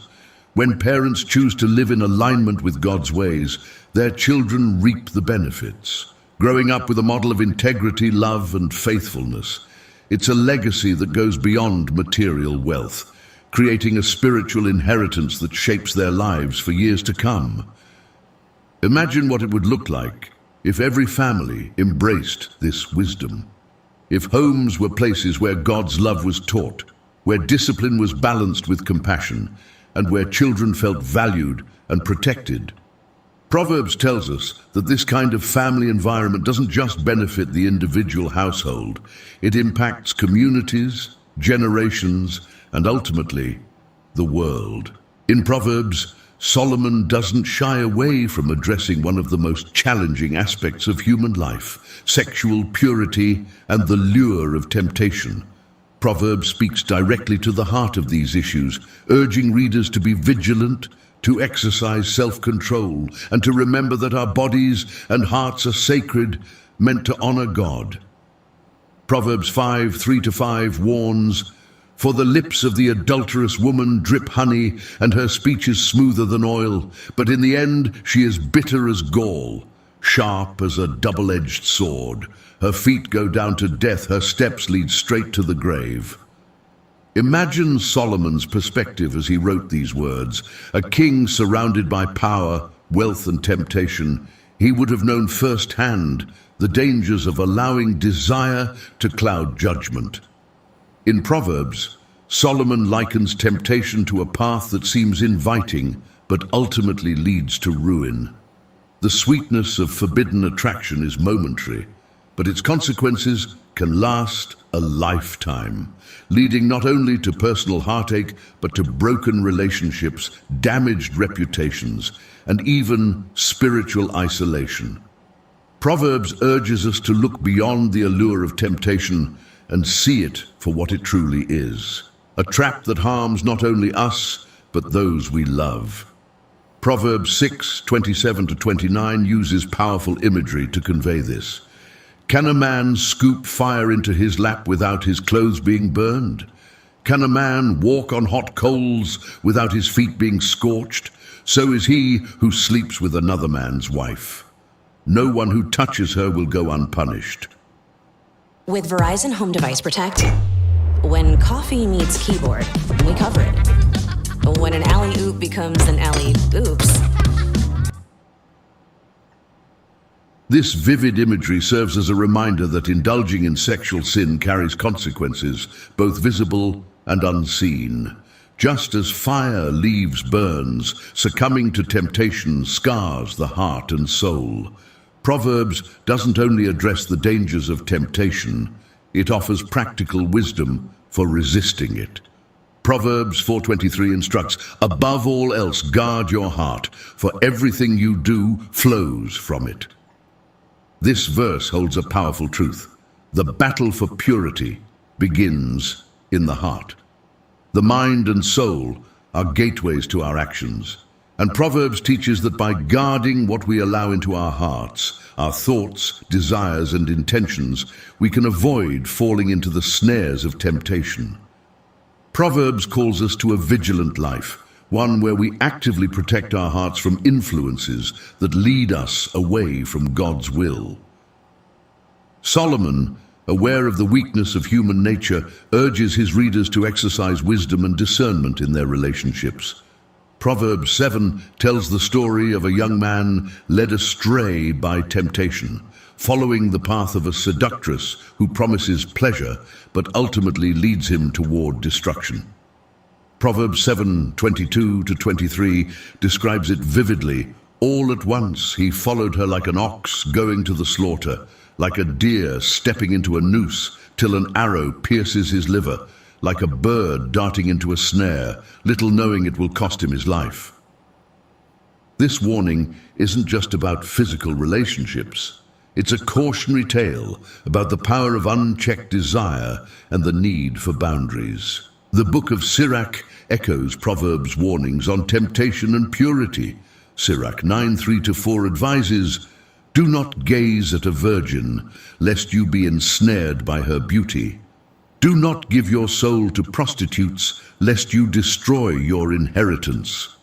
Both Sirach and Proverbs address the need to guard our senses, to avoid situations that would lead us down a path of compromise. In Sirach, as in Proverbs, wisdom is about setting boundaries, not out of restriction, but out of protection, a way of preserving our integrity and honoring God. In today's culture, the teachings of Proverbs on sexual purity and temptation are more relevant than ever. We live in an age where boundaries are often disregarded, where purity is seen as old-fashioned, and where temptation is present at every turn, from social media to entertainment. Proverbs calls us to live differently, to value purity, and to seek God's wisdom in a world that often glorifies the opposite. But why does Proverbs place such emphasis on purity? Because purity isn't just about refraining from certain actions. It's about honoring God with our whole being. Proverbs 16:2 tells us, all a person's ways seem pure to them, but motives are weighed by the Lord. God doesn't just see our actions, He sees our intentions, our hidden thoughts, and our deepest desires. Purity is about aligning these inner aspects of ourselves with God's holiness, seeking to honor Him in thought, word, and deed. Imagine the freedom that comes from living a life of integrity and purity, a life unburdened by guilt, unclouded by secrets, and fully dedicated to God. Proverbs 10:9 promises, whoever walks in integrity walks securely, but whoever takes crooked paths will be found out. This verse assures us that a life lived in purity and integrity brings peace and security. It's a life that doesn't have to hide, that doesn't live in fear of being found out, but that rests in the assurance of God's approval. Proverbs 5:18-19 also offers a positive vision of love and commitment, encouraging us to honor and cherish our marriages. May your fountain be blessed, and may you rejoice in the wife of your youth. May you ever be intoxicated with her love. Proverbs teaches that God's design for love and intimacy is beautiful when experienced within the boundaries He has set. Rather than seeing purity as a restriction, Proverbs celebrates it as a way to experience deeper joy, trust, and connection within the bonds of marriage. How are you guarding your heart against temptation? Are you actively seeking God's wisdom in your relationships and decisions, or are there areas where compromise has crept in?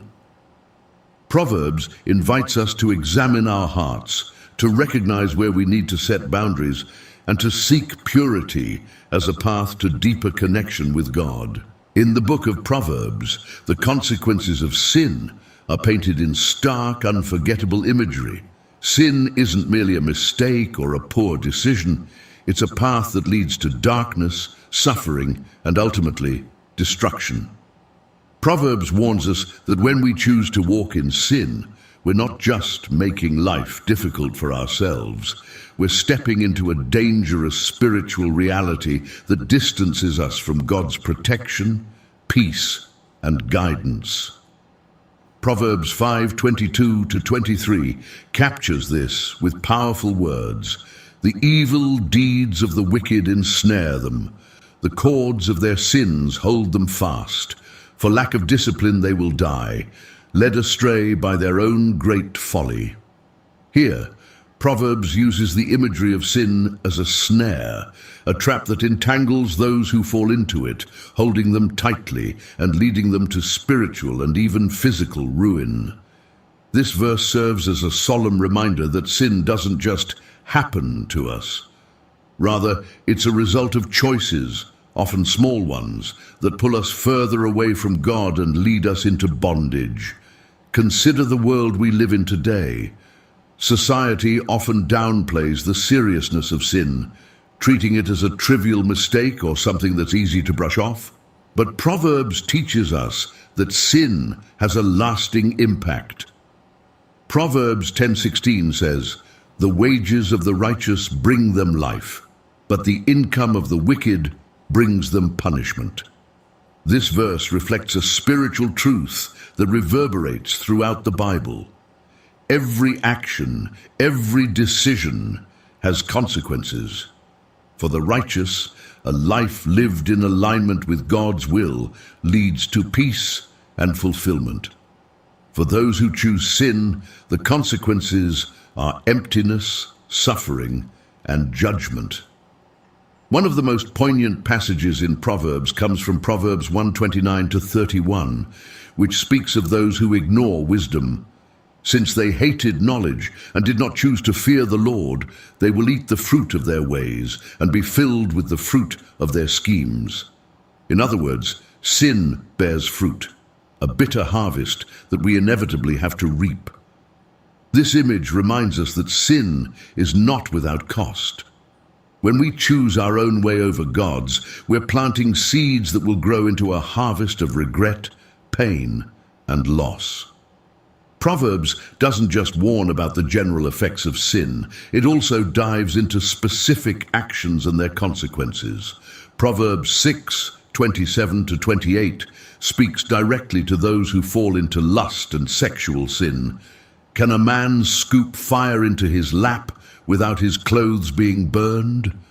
Can a man walk on hot coals without his feet being scorched? The answer is clear. No one can escape the consequences of sin. Just as fire burns and coals scorch, so sin leaves its mark. This warning isn't meant to shame us, but to open our eyes to the reality that God's commandments are there to protect us, not to restrict us.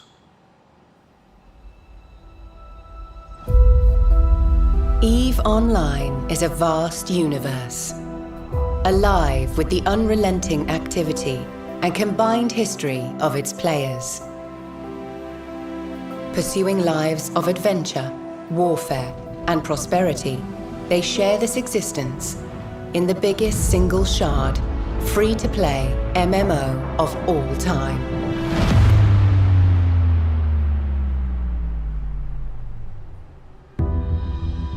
Set 21,000 years in the future, EVE takes place in a distant cluster of over 7,000 star systems known as New Eden. It is a rich and diverse universe featuring densely populated havens of relative safety governed by 4 great empires. Hostile systems where player alliances make the rules. Even regions of anomalous and unexplored space that hold their own secrets.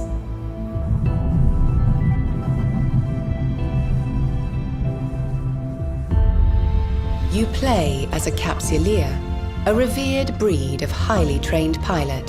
Having achieved immortality, through the use of cloning technology. You navigate the universe encased in an armored capsule deep within your ship, where you have complete neural control and function as one. There are hundreds of ships to fly in Eve. Everything from small, nimble craft and versatile mid-range vessels to formidable warships and colossal freighters. Each has advantages and suited roles, but all are completely customizable as you decide how to equip and arm them.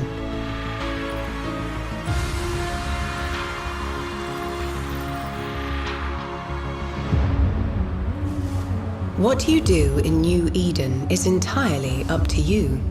Eve's immense sandbox gives you the opportunity to choose between multiple professions and activities. The key to this unique customization of your playstyle is skill training. This is a passive process, and it continues whether you are in or out of game. As a new player, you can focus on one specific area in order to quickly reach the same level of specialization as a veteran. The Book of Sirach also speaks powerfully about sin's consequences, echoing Proverbs' warnings. Sirach 21:2 says, "Flee from sin as from a snake. For if you approach sin, it will bite you. Its teeth are lion's teeth and can destroy human lives." Like Proverbs, Sirach doesn't sugarcoat the truth. Sin has a vicious bite, and approaching it carelessly will lead to destruction. Both texts remind us that sin is not something to be flirted with or taken lightly. It's a force that, when unchecked, seeks to devour and destroy. Yet Proverbs doesn't leave us without hope. It teaches us that while sin has consequences, redemption is always within reach for those who turn to God. Proverbs 28:13 offers a promise of hope and forgiveness. Whoever conceals their sins does not prosper, but the one who confesses and renounces them finds mercy. This verse shows that while sin entraps us, confession and repentance free us. God is merciful, willing to forgive those who acknowledge their wrongs and seek His grace. Proverbs urges us to be honest about our sins, to confess and turn away from them, knowing that in God's mercy there is freedom. Imagine the relief and peace that come from confessing, from laying down the weight of hidden sins. Proverbs 14:12 warns, "There is a way that appears to be right, but in the end it leads to death." This isn't just a warning about moral failure, it's an invitation to examine the paths we're walking. Are we following our own understanding, or are we seeking God's wisdom to guide us? Proverbs teaches that without God's wisdom, we may think we're on the right path, but it leads to spiritual death. Proverbs calls us to a life of integrity, one that resists sin and its consequences by seeking God's truth. Proverbs 16:6 says, "Through love and faithfulness sin is atoned for. Through the fear of the Lord, evil."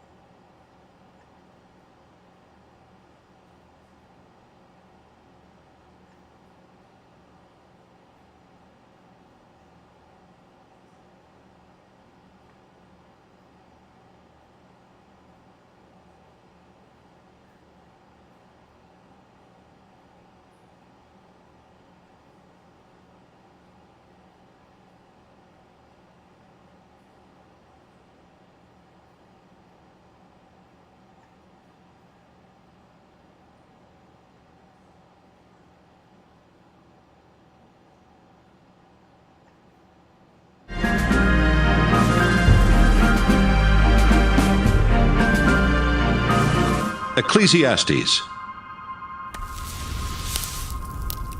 Ecclesiastes chapter 1.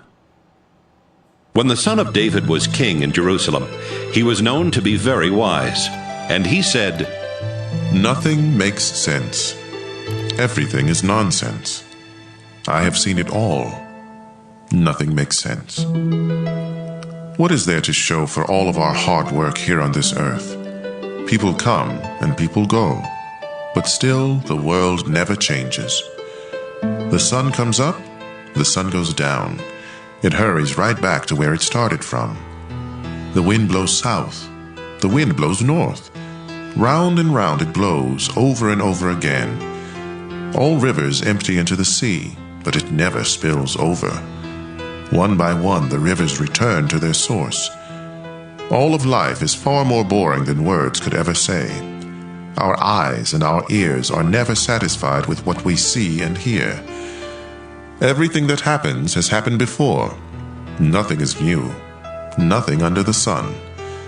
Someone might say, here is something new.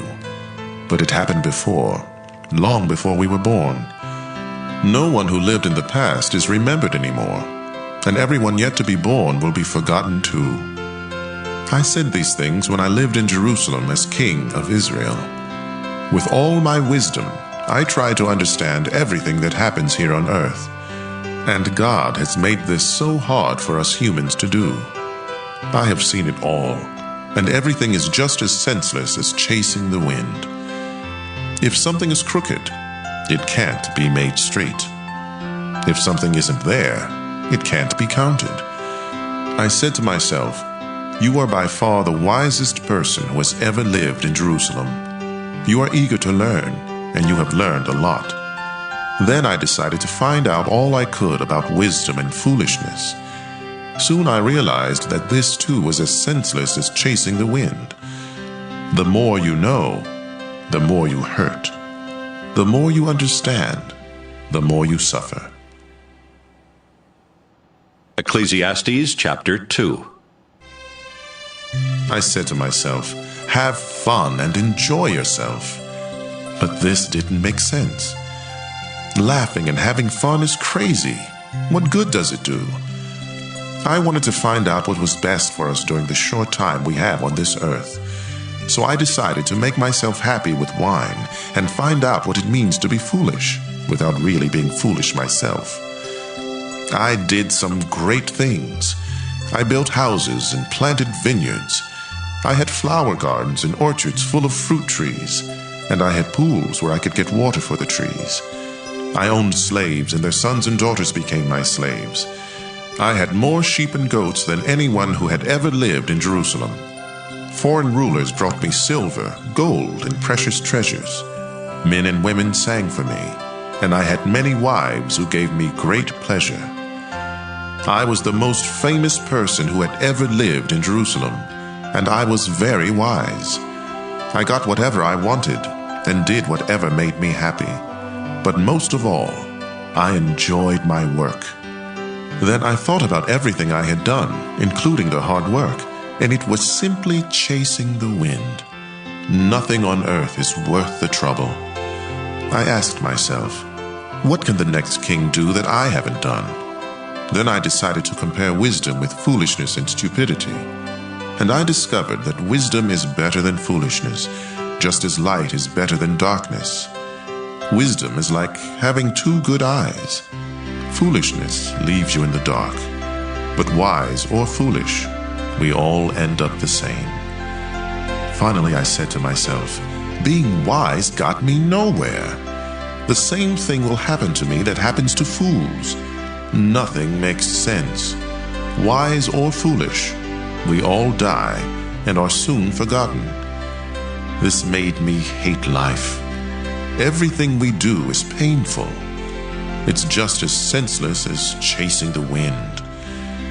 Suddenly, I realized that others would someday get everything I had worked for so hard. Then I started hating it all. Who knows if those people will be sensible or stupid? Either way, they will own everything I have earned by hard work and wisdom. It doesn't make sense. I thought about all my hard work and I felt depressed. When we use our wisdom, knowledge, and skill to get what we own, why do we have to leave it to someone who didn't work for it? This is senseless and wrong.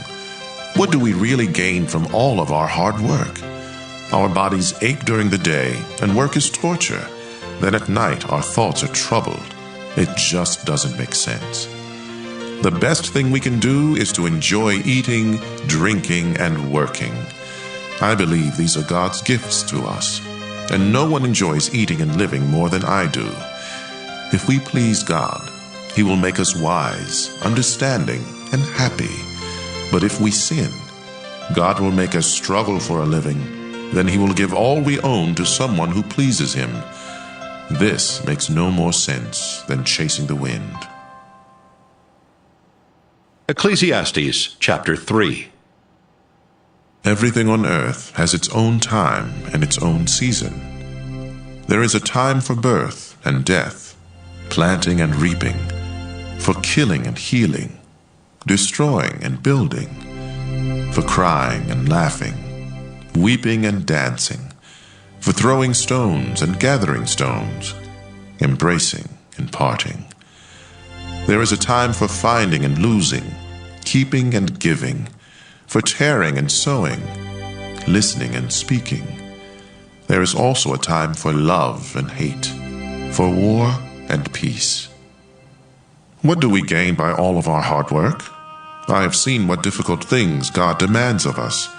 God makes everything happen at the right time, yet none of us can ever fully understand all He has done, and He puts questions in our minds about the past and the future. I know the best thing we can do is to always enjoy life, because God's gift to us is the happiness we get from our food and drink, and from the work we do. Everything God has done will last forever. Nothing He does can ever be changed. God has done all this so that we will worship Him. Everything that happens has happened before, and all that will be has already been. God does everything over and over again. Everywhere on earth, I saw violence and injustice instead of fairness and justice. So I told myself that God has set a time and a place for everything. He will judge everyone, both the wicked and the good. I know that God is testing us to show us that we are merely animals. Like animals, we breathe and die, and we are no better off than they are. It just doesn't make sense. All living creatures go to the same place. We are made from earth, and we return to the earth. Who really knows if our spirits go up and the spirits of the animals go down into the earth? We were meant to enjoy our work, and that's the best thing we can do. We can never know the future. Ecclesiastes chapter 4. I looked again and saw people being mistreated everywhere on earth. They were crying, but no one was there to offer comfort, and those who mistreated them were powerful. I said to myself, the dead are better off than the living. But those who have never been born are better off than anyone else, because they have never seen the terrible things that happen on this earth. Then I realized that we work and do wonderful things just because we are jealous of others. This makes no more sense than chasing the wind. Fools will fold their hands and starve to death. Yet a very little food eaten in peace is better than twice as much earned from overwork and chasing the wind. Once again, I saw that nothing on earth makes sense. For example, some people don't have friends or family, but they are never satisfied with what they own, and they never stop working to get more. They should ask themselves, why am I always working to have more? Who will get what I leave behind? What a senseless and miserable life. You are better off to have a friend than to be all alone, because then you will get more enjoyment out of what you earn. If you fall, your friend can help you up. But if you fall without having a friend nearby, you are really in trouble. If you sleep alone, you won't have anyone to keep you warm on a cold night. Someone might be able to beat up one of you, but not both of you. As the saying goes, a rope made from 3 strands of cord is hard to break. You may be poor and young, but if you are wise, you are better off than a foolish old king who won't listen to advice. Even if you were not born into the royal family and have been a prisoner and poor, you can still be king. I once saw everyone in the world follow a young leader who came to power after the king was gone. His followers could not even be counted, but years from now, no one will praise him. This makes no more sense than chasing the wind. Ecclesiastes chapter 5. Be careful what you do when you enter the house of God. Some fools go there to offer sacrifices, even though they haven't sinned. But it's best just to listen when you go to worship. Don't talk before you think, or make promises to God without thinking them through. God is in heaven, and you are on earth, so don't talk too much. If you keep thinking about something, you will dream about it. If you talk too much, you will say the wrong thing. God doesn't like fools. So don't be slow to keep your promises to God. It's better not to make a promise at all than to make one and not keep it. Don't let your mouth get you in trouble. And don't say to the worship leader, "I didn't mean what I said." God can destroy everything you have worked for, so don't say something that makes God angry. Respect and obey God. Daydreaming leads to a lot of senseless talk. Don't be surprised if the poor of your country are abused and injustice takes the place of justice. After all, the lower officials must do what the higher ones order them to do. And since the king is the highest official, he benefits most from the taxes paid on the land. If you love money and wealth, you will never be satisfied with what you have. This doesn't make sense either. The more you have, the more everyone expects from you. Your money won't do you any good. Others will just spend it for you. If you have to work hard for a living, you can rest well at night, even if you don't have much to eat. But if you are rich, you can't even sleep. I have seen something terribly unfair. People get rich, but it does them no good. Suddenly they lose everything in a bad business deal, then have nothing to leave for their children. They came into this world naked, and when they die, they will be just as naked. They can't take anything with them, and they won't have anything to show for all their work. That's terribly unfair. They leave the world just as they came into it. They gained nothing from running after the wind. Besides all this, they are always gloomy at mealtime, and they are troubled, sick, and bitter. What is the best thing to do in the short life that God has given us? I think we should enjoy eating, drinking, and working hard. This is what God intends for us to do. Suppose you are very rich and able to enjoy everything you own. Then go ahead and enjoy working hard. This is God's gift to you. God will keep you so happy that you won't have time to worry about each day. Ecclesiastes chapter 6. There is something else terribly unfair, and it troubles everyone on earth.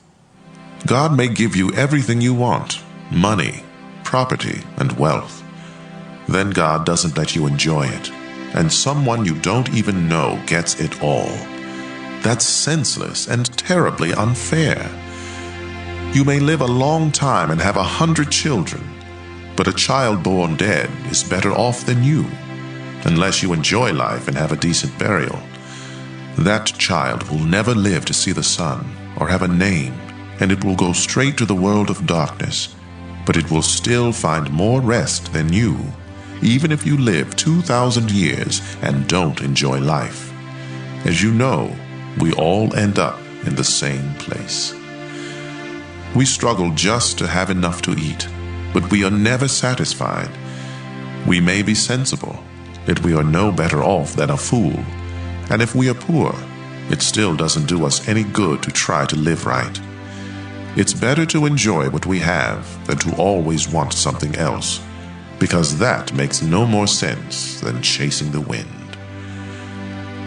Everything that happens was decided long ago. We humans know what we are like, and we can't argue with God because He is too strong for us. The more we talk, the less sense we make. So what good does it do to talk? Life is short and meaningless, and it fades away like a shadow. Who knows what is best for us? Who knows what will happen after we are gone? Ecclesiastes chapter 7. A good reputation at the time of death is better than loving care at the time of birth. It's better to go to a funeral than to attend a feast. Funerals remind us that we all must die. Choose sorrow over laughter, because a sad face may hide a happy heart. A sensible person mourns, but fools always laugh. Harsh correction is better than the songs of a fool. Foolish laughter is stupid. It sounds like thorns crackling in a fire. Corruption makes fools of sensible people, and bribes can ruin you. Something completed is better than something just begun. Patience is better than too much pride. Only fools get angry quickly and hold a grudge. It isn't wise to ask, why is everything worse than it used to be? Having wisdom is better than an inheritance. Wisdom will protect you just like money. Knowledge with good sense will lead you to life. Think of what God has done.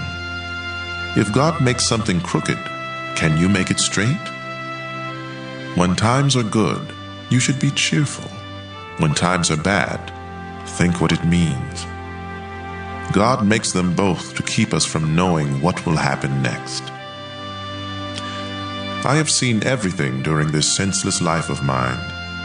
I have seen good citizens die for doing the right thing, and I have seen criminals live to a ripe old age. So don't destroy yourself by being too good or acting too smart. Don't die before your time by being too evil or acting like a fool. Keep to the middle of the road. You can do this if you truly respect God. Wisdom will make you stronger than the 10 most powerful leaders in your city. No one in this world always does right. Don't listen to everything that everyone says, or you might hear your servant cursing you. Haven't you cursed many others? I told myself that I would be smart and try to understand all of this, but it was too much for me. The truth is beyond us. It's far too deep. So I decided to learn everything I could and become wise enough to discover what life is all about. At the same time, I wanted to understand why it's stupid and senseless to be an evil fool. Here is what I discovered. A bad woman is worse than death. She is a trap, reaching out with body and soul to catch you. But if you obey God, you can escape. If you don't obey, you are done for. With all my wisdom, I have tried to find out how everything fits together, but so far I have not been able to. I do know there is one good man in 1,000, but never have I found a good woman. I did learn one thing. We were completely honest when God created us, but now we have twisted minds. Ecclesiastes chapter 8. Who is smart enough to explain everything? Wisdom makes you cheerful and gives you a smile. If you promised God that you would be loyal to the king, I advise you to keep that promise. Don't quickly oppose the king or argue when he has already made up his mind. The king's word is law. No one can ask him, "Why are you doing this?" If you obey the king, you will stay out of trouble. So be smart and learn what to do and when to do it. Life is hard, but there is a time and a place for everything, though no one can tell the future. We cannot control the wind or determine the day of our death. There is no escape in time of war, and no one can hide behind evil. I noticed all this and thought seriously about what goes on in the world. Why does one person have the power to hurt another? I saw the wicked buried with honor, but God's people had to leave the holy city and were forgotten. None of this makes sense. When we see criminals commit crime after crime without being punished, it makes us want to start a life of crime. They commit hundreds of crimes and live to a ripe old age, in spite of the saying, "Everyone who lives right and respects God will prosper, but no one who sins and rejects God will prosper or live very long." There is something else that doesn't make sense to me. Good citizens are treated as criminals, while criminals are honored as though they were good citizens. So I think we should get as much out of life as we possibly can. There is nothing better than to enjoy our food and drink and to have a good time. Then we can make it through this troublesome life that God has given us here on earth. Day and night I went without sleep, trying to understand what goes on in this world. I saw everything God does, and I realized that no one can really understand what happens. We may be very wise, but no matter how much we try or how much we claim to know, we cannot understand it all. Ecclesiastes chapter 9. I thought about these things. Then I understood that God has power over everyone, even those of us who are wise and live right. Anything can happen to any of us, and so we never know if life will be good or bad. But exactly the same thing will finally happen to all of us, whether we live right and respect God, or sin and don't respect God. Yes, the same thing will happen if we offer sacrifices to God or if we don't, if we keep our promises or break them. It's terribly unfair for the same thing to happen to each of us. We are mean and foolish while we live, and then we die. As long as we are alive, we still have hope, just as a live dog is better off than a dead lion. We know that we will die, but the dead don't know a thing. Nothing good will happen to them. They are gone and forgotten. Their loves, their hates, and their jealous feelings have all disappeared with them. They will never again take part in anything that happens on this earth. Be happy and enjoy eating and drinking. God decided long ago that this is what you should do. Dress up, comb your hair, and look your best. Life is short, and you love your wife, so enjoy being with her. This is what you are supposed to do as you struggle through life on this earth. Work hard at whatever you do. You will soon go to the world of the dead, where no one works or thinks or reasons or knows anything. Here is something else I have learned. The fastest runners and the greatest heroes don't always win races and battles. Wisdom, intelligence, and skill don't always make you healthy, rich, or popular. We each have our share of bad luck. None of us know when we might fall victim to a sudden disaster and find ourselves like fish in a net or birds in a trap. Once I saw what people really think of wisdom. It happened when a powerful ruler surrounded and attacked a small city where only a few people lived. The enemy army was getting ready to break through the city walls, but the city was saved by the wisdom of a poor person who was soon forgotten. So I decided that wisdom is better than strength. Yet if you are poor, no one pays any attention to you, no matter how smart you are. Words of wisdom spoken softly make much more sense than the shouts of a ruler to a crowd of fools. Wisdom is more powerful than weapons, yet one mistake can destroy all the good you have done. Ecclesiastes chapter 10. A few dead flies in perfume make all of it stink, and a little foolishness outweighs a lot of wisdom. Sensible thoughts lead you to do right. Foolish thoughts lead you to do wrong. Fools show their stupidity by the way they live. It's easy to see they have no sense. Don't give up your job when your boss gets angry. If you stay calm, you'll be forgiven. Some things rulers do are terribly unfair. They honor fools, but dishonor the rich. They let slaves ride on horses, but force slave owners to walk. If you dig a pit, you might fall in. If you break down a wall, a snake might bite you. You could even get hurt by chiseling a stone or chopping a log. If you don't sharpen your axe, it will be harder to use. If you are smart, you'll know what to do. The power to charm a snake does you no good if it bites you anyway. If you talk sensibly, you will have friends. If you talk foolishly, you will destroy yourself. Fools begin with nonsense, and their stupid chatter ends with disaster. They never tire of talking, but none of us really know what the future will bring. Fools wear themselves out. They don't know enough to find their way home. A country is in for trouble when its ruler is childish and its leaders party all day long. But a nation will prosper when its ruler is mature and its leaders don't party too much. Some people are too lazy to fix a leaky roof. Then the house falls in. Eating and drinking make you feel happy, and bribes can buy everything you need. Don't even think about cursing the king. Don't curse the rich, not even in secret. A little bird might hear and tell everything. Ecclesiastes chapter 11. Be generous, and someday you will be rewarded. Share what you have with 7 or 8 others, because you never know when disaster may strike. Rain clouds always bring rain. Trees always stay wherever they fall.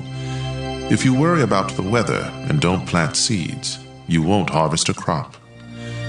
No one can explain how a baby breathes before it is born. So how can anyone explain what God does? After all, He created everything. Plant your seeds early in the morning and keep working in the field until dark. Who knows? Your work might pay off, and your seeds might produce. Nothing on earth is more beautiful than the morning sun. Even if you live to a ripe old age, you should try to enjoy each day, because darkness will come and will last a long time. Nothing makes sense. Be cheerful and enjoy life while you are young. Do what you want and find pleasure in what you see. But don't forget that God will judge you for everything you do. Rid yourself of all worry and pain, because the wonderful moments of youth quickly disappear. Ecclesiastes chapter 12. Keep your Creator in mind while you are young. In years to come, you will be burdened down with troubles and say, I don't enjoy life anymore. Someday the light of the sun and the moon and the stars will all seem dim to you. Rain clouds will remain over your head. Your body will grow feeble, your teeth will decay, and your eyesight fail. The noisy grinding of grain will be shut out by your deaf ears, but even the song of a bird will keep you awake. You will be afraid to climb up a hill or walk down a road. Your hair will turn as white as almond blossoms. You will feel lifeless and drag along like an old grasshopper. We each go to our eternal home, and the streets are filled with those who mourn. The silver cord snaps, the golden bowl breaks, the water pitcher is smashed, and the pulley at the well is shattered. So our bodies return to the earth, and the life-giving breath returns to God. Nothing makes sense. I have seen it all. Nothing makes sense. I was a wise teacher with much understanding, and I collected a number of proverbs that I had carefully studied. Then I tried to explain these things in the best and most accurate way. Words of wisdom are like the stick a farmer uses to make animals move. These sayings come from God, our only shepherd, and they are like nails that fasten things together. My child, I warn you to stay away from any teachings except these. There is no end to books, and too much study will wear you out. Everything you were taught can be put into a few words. Respect and obey God. This is what life is all about. God will judge everything we do, even what is done in secret, whether good or bad.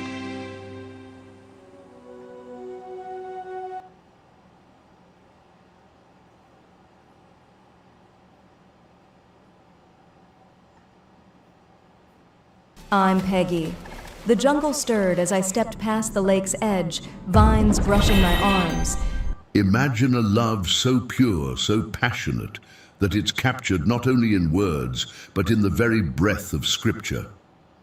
What we're about to explore is not just any poem or story, it's the Song of Songs, the greatest song, a masterpiece placed right in the heart of the Bible.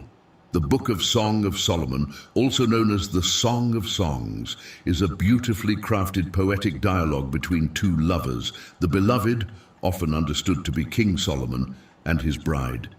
Yet, as many scholars and believers have discovered, this book isn't simply about human love. It's an allegory, a symbol of God's relationship with his people. When we read the Song of Solomon, we're invited to witness love in its most tender, powerful form. These words aren't about casual romance. They speak of a deep yearning, a commitment that transcends time, a pursuit that never fades. The intensity of Solomon's love for his bride reveals a profound truth. God, the creator of the universe, pursues each of us with the same kind of love, a love that is steadfast, faithful, and fiercely protective. In fact, the very name Song of Songs implies that this is no ordinary song. The Bible doesn't take its titles lightly. In Hebrew, calling it the Song of Songs implies it's the greatest song, a song that surpasses all others. Throughout history, it has captivated scholars, mystics, and believers who see it as a metaphor for the divine love that God has for humanity. A love that is not only tender but committed, not only gentle, but all-encompassing. Yet, Song of Solomon also holds timeless wisdom about human love. In a world where love is often commodified, trivialized, or reduced to superficial attraction, this book shows us a different vision of love. One that is sacred, intentional, and full of honor. It's a love that respects boundaries, celebrates commitment, and finds joy in the beloved's unique beauty. The Song of Solomon invites us to rediscover love as something holy and set apart, whether in our relationships with others or in our relationship with God. But the Song of Solomon is more than just a guide to love. It's a call to see ourselves as God sees us. Throughout this book, we see the bridegroom speak words of admiration over his bride, describing her beauty, her grace, and her worth. This is a picture of how God sees us in a world that constantly tells us we need to change, to improve, or to prove our worth. The Song of Solomon is a reminder that we are loved deeply, just as we are. So, why did God include this passionate love song in the Bible? Because love is at the very heart of who God is. 1 John 4:8 tells us, God is love. Through the Song of Solomon, God reveals his desire for a relationship with us that is not just based on duty or obedience, but on deep, unbreakable love. This is the God who seeks us, who invites us into a relationship that fills the deepest longings of our hearts. It's a relationship that's alive, real, and meant to bring us into communion with him. This is the mystery of the Song of Solomon. It captures both the beauty of human love and the divine love of God. It shows us that love is not something to be feared or trivialized, but something sacred and life-giving. And just as Solomon and his bride exchange words of admiration, God calls us to open our hearts to him, to hear his words over us, and to respond with our own love and devotion. Let me ask you this. Have you ever considered God's love for you in this way? As a love that delights in you, pursues you, and finds joy in who you are? Song of Solomon invites us to see God as the lover of our souls, to realize that his love is not just for humanity as a whole, but specifically for you, personally, individually. This book is an invitation to intimacy with the divine, a reminder that God's love is not distant or theoretical, but real, personal, and alive. Now that we've set the stage, let's dive into the language of love and the unique expressions of intimacy we see in Song of Solomon, where every word, every verse holds a reflection of God's eternal love for us. The Song of Solomon is unlike any other book in the Bible. It's a poem, yes, but not just any poem. It's the language of love, woven together in a tapestry of metaphors, delicate images, and powerful emotions. Through every verse, we're invited to witness a romance that defies time, a love that is both sacred and deeply human. This is no ordinary song. It's the Song of Songs, an expression of love so profound that it speaks to both the human heart and the divine. Imagine Solomon's words as the words of a lover who sees his beloved not with mere admiration, but with reverence. He speaks of her beauty, her grace, her uniqueness in ways that lift her up, honoring her as a treasure. How beautiful you are, my darling. Oh, how beautiful. Your eyes are doves. Song of Solomon 1:15. In this simple but tender phrase, Solomon reveals a truth about love. It doesn't just see the surface, it sees the soul.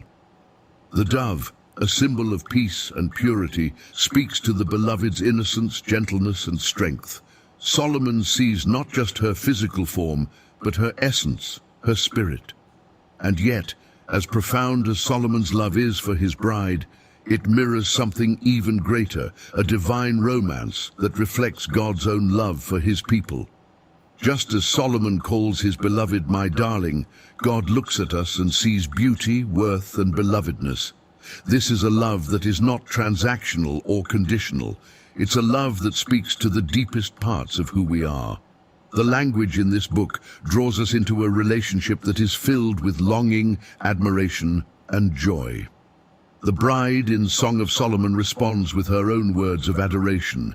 Let him kiss me with the kisses of his mouth, for your love is more delightful than wine. Song of Solomon 1:2. This isn't a mere request for affection. It's an expression of pure longing. Wine, often associated with joy and celebration in biblical times, symbolizes pleasure and fullness here. For the bride, her beloved's love is more satisfying, more delightful than anything else life could offer. Have you ever considered that God longs for us with this same kind of intimacy?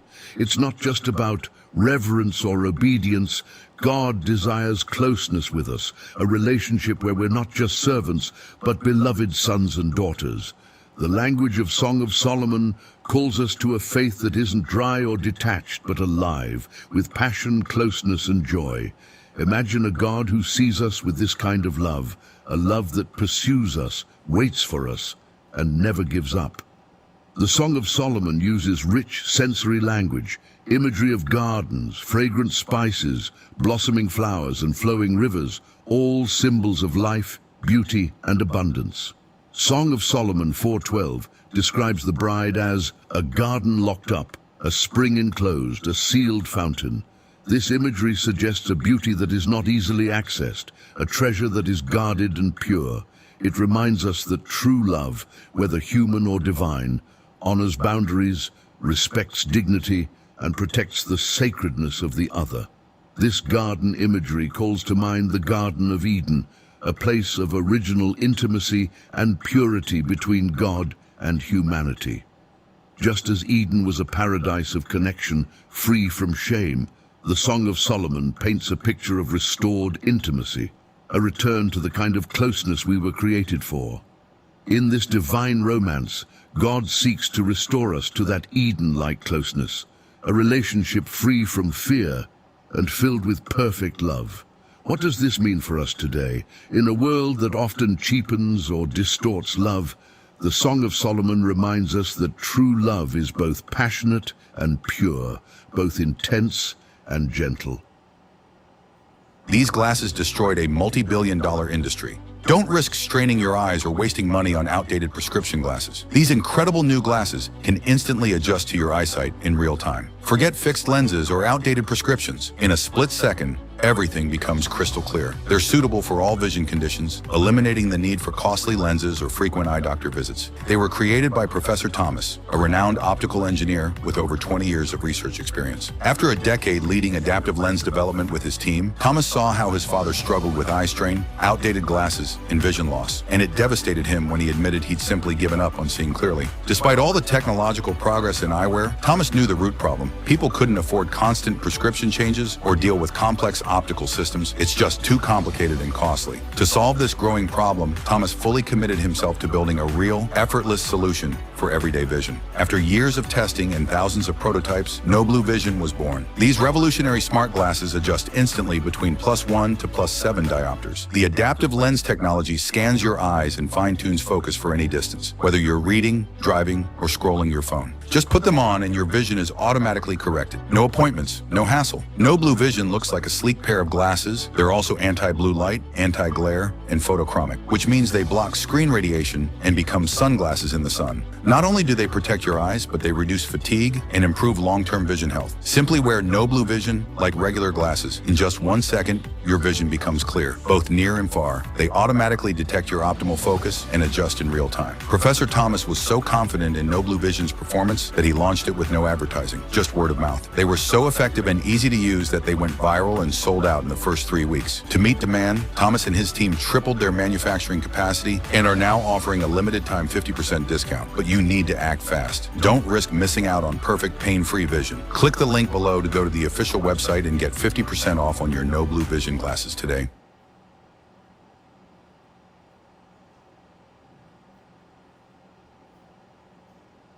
Hi, my name is Alina, and I would like to give you a few reasons why you should consider dating a young Slavic lady. You can choose a potential spouse from Ukraine, Russia, Belarus. Geography is boundless. Have you noticed that Slavic women have become more and more popular? I mean that they are everywhere, in famous magazines, on Instagram as top bloggers, on the runways and on the billboards. More importantly, they are immense hearts, because most of them have everything that an object of fascination is supposed to have: natural beauty, stunning bodies, charisma and light temper. Yes, these ladies are beautiful, and even you can't deny that a lot of men are physically attracted to them. Anyway, Slavic women are truly respect and appreciate American men. These ladies are passionate. They have been raised to respect family and traditional values. American guys are usually less passionate and emotional than Slavic men. It may seem that this could stop the local girls from looking for a foreign husband, but opposites attract. They like men from American countries because they are more ambitious, financially and socially responsible, and after all, they are just more rational. Lots of girls are dreaming of a good husband from America. So, what's the problem? Choose a dating site, a few weeks of conversation, personal meetings, and voila!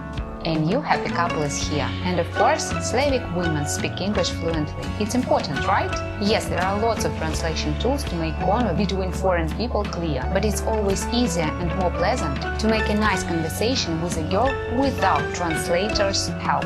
Have you ever noticed how the members of Slavic families treat each other? This is what a man gets when they marry a slave. Family and motherhood are sacred to most girls from Slavic countries. Women bring harmony to men's lives, special traditions where their husband can feel at home and enjoy a safe harbor. Slavic women do not pay much attention to the age difference. They do believe that a good personality stands first. More of it, they likely prefer men over 40 because they are more wise and stable. Sounds perfect, right? So why wait? Dare and take what is yours. Click the link below and take a 2-minute compatibility test with the young Slavic ladies.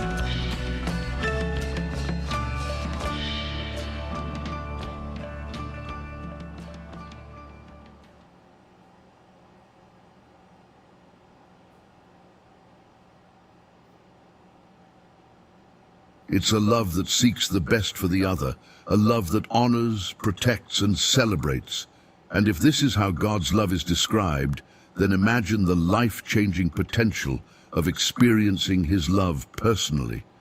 Imagine a love that speaks into our worth, that calls us beloved, that celebrates who we are. Let's ask ourselves, do we truly believe that God loves us with this kind of intensity?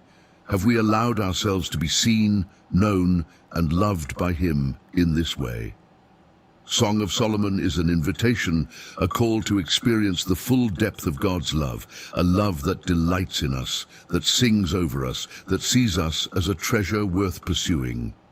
And just as the bride responds to her beloved, we are invited to respond to God's love with our own. My beloved is mine, and I am his. Song of Solomon 2:16. This mutual love, this claiming of one another, is the heart of the relationship God desires with us. He's not looking for distant followers, but for people who know they belong to him, who live with the confidence that they are his cherished possession. The love story of Solomon and his bride is more than a poetic romance. It's a reflection of something far greater, something eternal. In their union, we see hints of a divine plan, a relationship that transcends time and invites us to understand the mystery of God's own love for his people. This imagery has deep roots in Scripture, where the relationship between God and Israel, and later Christ and the Church, is often described as a sacred marriage, a covenant of love, loyalty, and unbreakable commitment. Solomon's love for his bride in Song of Solomon points us toward the love Christ has for his church, a love that is unwavering, sacrificial, and pure. In the New Testament, Paul makes this connection explicit in Ephesians 5:25-27, where he describes Christ's love for the church as a husband's love for his bride, saying, "Christ loved the church and gave himself up for her to make her holy." This love is transformative, a love that takes broken, ordinary people and makes them radiant and whole. In the verses of Song of Solomon, Solomon celebrates his bride's beauty, not only outwardly, but as someone precious and deeply valued. His words lift her up, honor her worth, and celebrate her identity. This is more than romantic admiration. It's a picture of how Christ speaks over his church. Christ's love dignifies, purifies, and calls us out of darkness into a new identity as sons and daughters of the King. Consider Song of Solomon 4:7, where Solomon says, "You are altogether beautiful, my darling. There is no flaw in you." This isn't just a poetic line. It's an echo of how Christ sees his people. He doesn't look at our flaws. He sees us as redeemed, forgiven, and beloved. His love speaks over our insecurities, our failings, and reminds us that in him we are made new. 2 Corinthians 5:17 tells us, "If anyone is in Christ, he is a new creation. The old has gone, the new is here." But this love is also fiercely protective and loyal. Solomon's bride is not just any woman. She is his chosen one, his beloved. In the same way, Christ's love for his church is a covenant, a bond he will never break.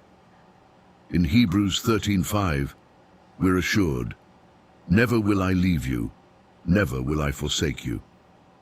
Through the love between Solomon and his bride, we glimpse a love that does not waver, does not give up, and does not abandon.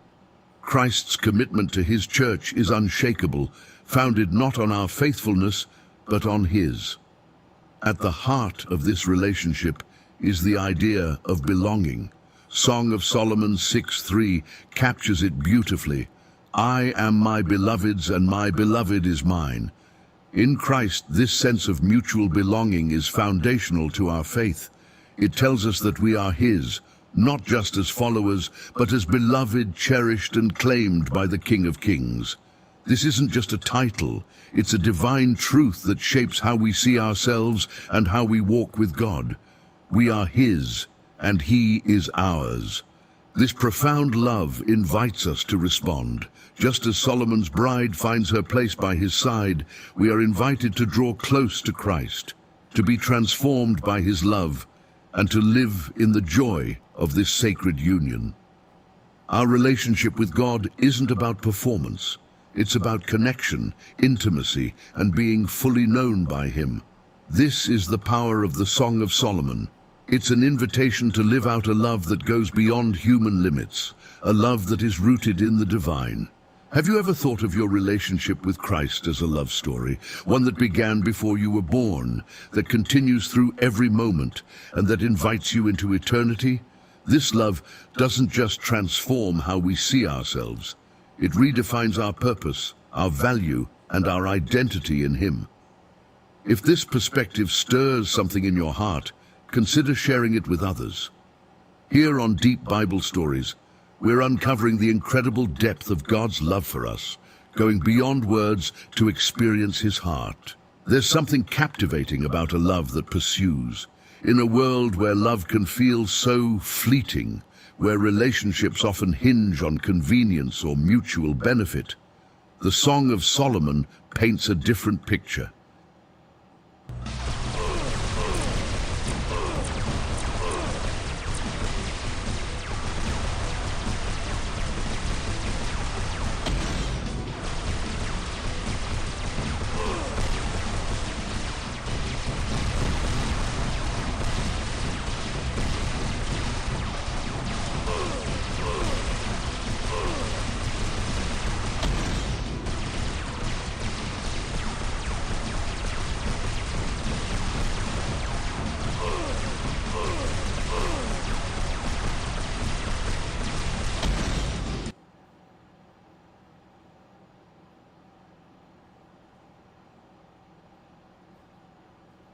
Okay, if there's one AI site builder you need to meet, it's this dope tech from Wix. Now this whole flow is a conversation, so your words actually build your website. I'm going for a store, and after a free-flowing conversation, I get this detailed site brief. And just like that, my first draft is ready. Now that's dope. Next, you can really get in there and style it your way. Here's the fun part. You can regenerate this whole thing over and over. Or you can tweak something specific, like your layout. Let me describe what I had in mind. Yeah, that's fire. If there was ever a time to speak life into your dreams, it's right now using the Wix AI website builder.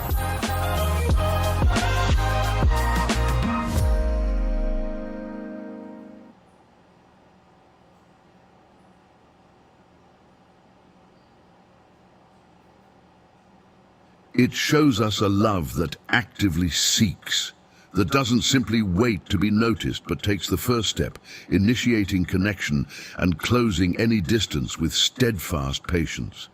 This is the love of the bridegroom, a love that pursues and a love that waits. Throughout the Song of Solomon, we see the bride and groom longing for one another, seeking each other's presence and speaking words of desire and invitation. One of the most powerful verses expressing this pursuit is found in Song of Solomon 2:10-13. Arise, my darling, my beautiful one, come with me. The winter is past, the rains are over and gone. Flowers appear on the earth, the season of singing has come. This isn't just a romantic gesture, it's a call to closeness, a desire to be together, an invitation to step away from isolation and enter into love's embrace. Just as Solomon calls his bride to arise and come, God calls each of us out of isolation, fear, and separation. The love of God doesn't merely sit back and wait. It goes after us, calling us out of hiding, inviting us to step into a relationship that is vibrant and full of life. In Jeremiah 31:3, God says, I have loved you with an everlasting love. I have drawn you with unfailing kindness. This pursuit isn't passive. It's an active, powerful love that reaches out, finds us, and draws us in. In Song of Solomon 3:1-4, we witness the bride's own pursuit, a search filled with yearning and urgency. All night long on my bed I looked for the one my heart loves. I looked for him but did not find him. I will get up now and go about the city, through its streets and squares. I will search for the one my heart loves. She seeks, she searches, refusing to settle until she finds him. And when she does, her response is equally passionate. I held him and would not let him go. This pursuit is a picture of the kind of love that God has for us, a love that calls us out of complacency, that desires closeness, that pursues even when we're not looking. God's love is relentless. He's not waiting for us to become perfect or for the right time. He meets us in our brokenness, in our searching, in our wandering, calling us to experience His love fully. There's another layer to this pursuit that makes it even more beautiful. God's love waits. Song of Solomon often describes the moments when the bridegroom calls but doesn't force, invites but doesn't pressure. He waits for the bride's response. This mirrors God's love, which is both patient and respectful of our free will. God won't force us into relationship with Him. He waits, calling us softly, inviting us to choose Him freely. This divine patience is also seen in Revelation 3:20, where Jesus says, "Here I am. I stand at the door and knock. If anyone hears my voice and opens the door, I will come in and eat with that person, and they with me." He stands, He knocks, He waits. This isn't a passive love, it's an active, waiting love. It's the love of a God who desires to be invited in, who longs for us to respond to His pursuit with our own willingness to draw close. But what does this pursuit mean for us practically? It means that we're not alone, that we're wanted, that the Creator of the universe is calling us into a relationship where we are deeply known and deeply loved. Have you ever experienced this kind of love? A love that pursues you, that waits for you, that doesn't give up. It's a love that sees you, that chooses you, and that desires you not for what you can offer, but simply for who you are. If we allow ourselves to truly grasp this, it changes everything. We're no longer chasing after approval, validation, or worth, because we know that we're already pursued, already chosen, already loved by God Himself. Our role is to respond, to say yes to the invitation, to step into the love that has been calling us from the beginning. So let me ask, have you heard the voice of God pursuing you? Have you sensed His gentle call, His quiet knocking on the door of your heart?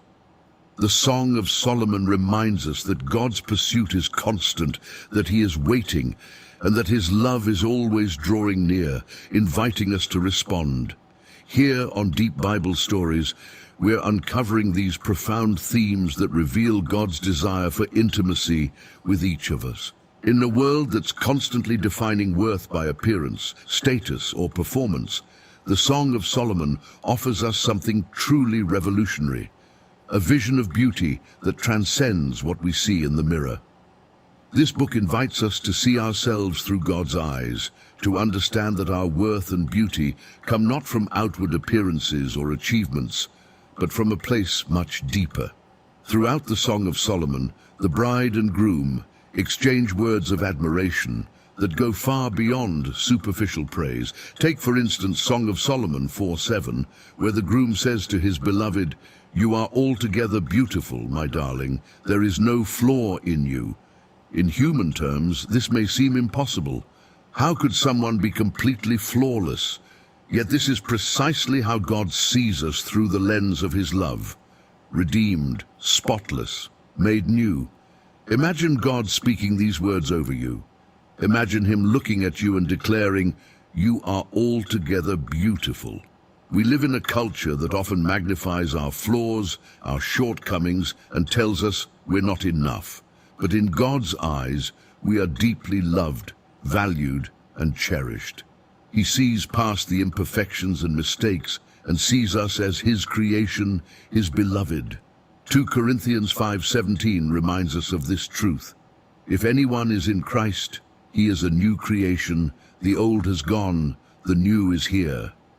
The bride in Song of Solomon, like many of us, struggles with her sense of worth. In Song of Solomon 1:5-6, she says, "I am dark yet lovely. Do not stare at me because I am dark, because I am darkened by the sun." She feels insecure, hesitant about her appearance, wondering if she's truly beautiful. This is a feeling so many can relate to, the hesitation to believe we are worthy, lovable, or beautiful. And yet, in these verses, we see the groom's response is unwavering love and reassurance, reminding her of her worth. This passage speaks to us today, showing us that God's love covers our insecurities and calls us to step into our true identity as His beloved. We don't have to measure up to the world's standards because our identity is rooted in how God sees us. Ephesians 2:10 says, "For we are God's handiwork, created in Christ Jesus to do good works, which God prepared in advance for us to do." This isn't just a label. Imagine being able to build anything, for any reason, in any style, at any scale, just by thinking about it. Meet Base 44, a complete AI creation platform made for anyone with an idea and a drive to bring it to life. Describe what you want and watch it take shape. You can plan, customize, and expand in any direction. From tools built for one to platforms ready for many, from passion projects to enterprise-grade systems, everything is built in and ready to launch. It's a new world. It's our identity. We are His craftsmanship, uniquely made and deeply valued. Song of Solomon 2:1 contains another powerful image. I am a rose of Sharon, a lily of the valleys. Here, the bride describes herself in simple, humble terms, yet these symbols, the rose and the lily, carry profound meaning. Both flowers are symbols of beauty, delicacy, and resilience. In calling herself these, she's acknowledging her beauty without arrogance, recognizing her value without boasting. She sees herself as the groom sees her, lovely and treasured. This is how God invites us to see ourselves as beloved creations, as beautiful in His sight, valuable not because of what we do, but because of who we are. The Song of Solomon shows us that true beauty is not about perfection, but about being seen and loved by God. When we understand this, it changes how we live, freeing us from the constant need for approval and validation from the world. How would your life change if you began to see yourself through God's eyes? If you woke up each day knowing that you are loved and chosen, flaws and all? The Song of Solomon invites us to lay down the heavy burden of worldly expectations and rest in the assurance of God's love. When we do, our identity is no longer defined by what we lack, but by the fullness of God's love for us. This theme is not just poetic, it's practical. When we see ourselves as God's beloved, we gain confidence not in ourselves, but in His unchanging love. We find security, not in fleeting achievements, but in the truth that God loves us with a love that never fades. This kind of identity cannot be shaken because it is rooted in the eternal, unbreakable love of God. Let me ask you, have you allowed God's love to redefine how you see yourself? Do you believe that you are altogether beautiful in His eyes, despite the flaws you see? Embracing this truth is the key to living a life of true confidence, a life that isn't constantly seeking approval, but is already fulfilled in God's acceptance. One of the most beautiful and comforting images in the Song of Solomon is that of the banner of love. In Song of Solomon 2:4, the bride speaks of her beloved, saying, "He brought me to the banqueting house, and His banner over me was love." It's a powerful image, a banner waving overhead declaring love, protection, and security. In ancient times, banners were not just decorative. They symbolized ownership, allegiance, and refuge. They were raised in times of war to gather soldiers or signal safety, drawing people together under a single cause or identity. For us, this banner represents the protective and steadfast love of God, a love that shelters, that declares, "You belong here." Imagine God Himself raising a banner over you, a banner that declares His love and commitment to you, regardless of what the world may say. In a culture where people often feel adrift, uncertain of their place, or pressured to earn approval, God's banner of love offers a a place of belonging where we don't have to prove ourselves. We are loved simply because we are His. This protective love is not passive or distant, it's active and close. Psalm 91:4 paints a similar picture of God's covering love, saying, He will cover you with His feathers, and under His wings you will find refuge. This isn't a casual shelter, it's an embrace, a place of intimacy and security. In God's presence we find safety from life's storms, knowing that we are protected, watched over, and cherished. Think about this. How often do we look for security in the things around us? We may chase success, seek validation from others, or try to build a sense of identity through achievements. Yet these things are fleeting. They don't offer true refuge. In God's love, however, we have something unshakable. His banner over us doesn't change with our circumstances or fade with time. It's steadfast, constant, a permanent marker of our place in His family. The bride's reference to the banqueting house in Song of Solomon 2:4 also speaks volumes. In biblical culture, the banquet was a place of joy, celebration, and unity. To be brought to the banquet wasn't just an invitation to a meal, it was an invitation into fellowship, into community, into delight. Here, we see God's love as not only protective but joyful, celebrating our presence in His kingdom. God doesn't just tolerate us, He delights in us. He calls us to feast with Him, to experience the fullness of life in His love. Zephaniah 3:17 captures this idea beautifully. The Lord your God is with you, the mighty warrior who saves. He will take great delight in you. In His love, He will no longer rebuke you, but will rejoice over you with singing. God's love for us is not only protective but celebratory. He invites us into His banqueting house under His banner, where He rejoices over us as His beloved children. Imagine the freedom of living under this banner of love.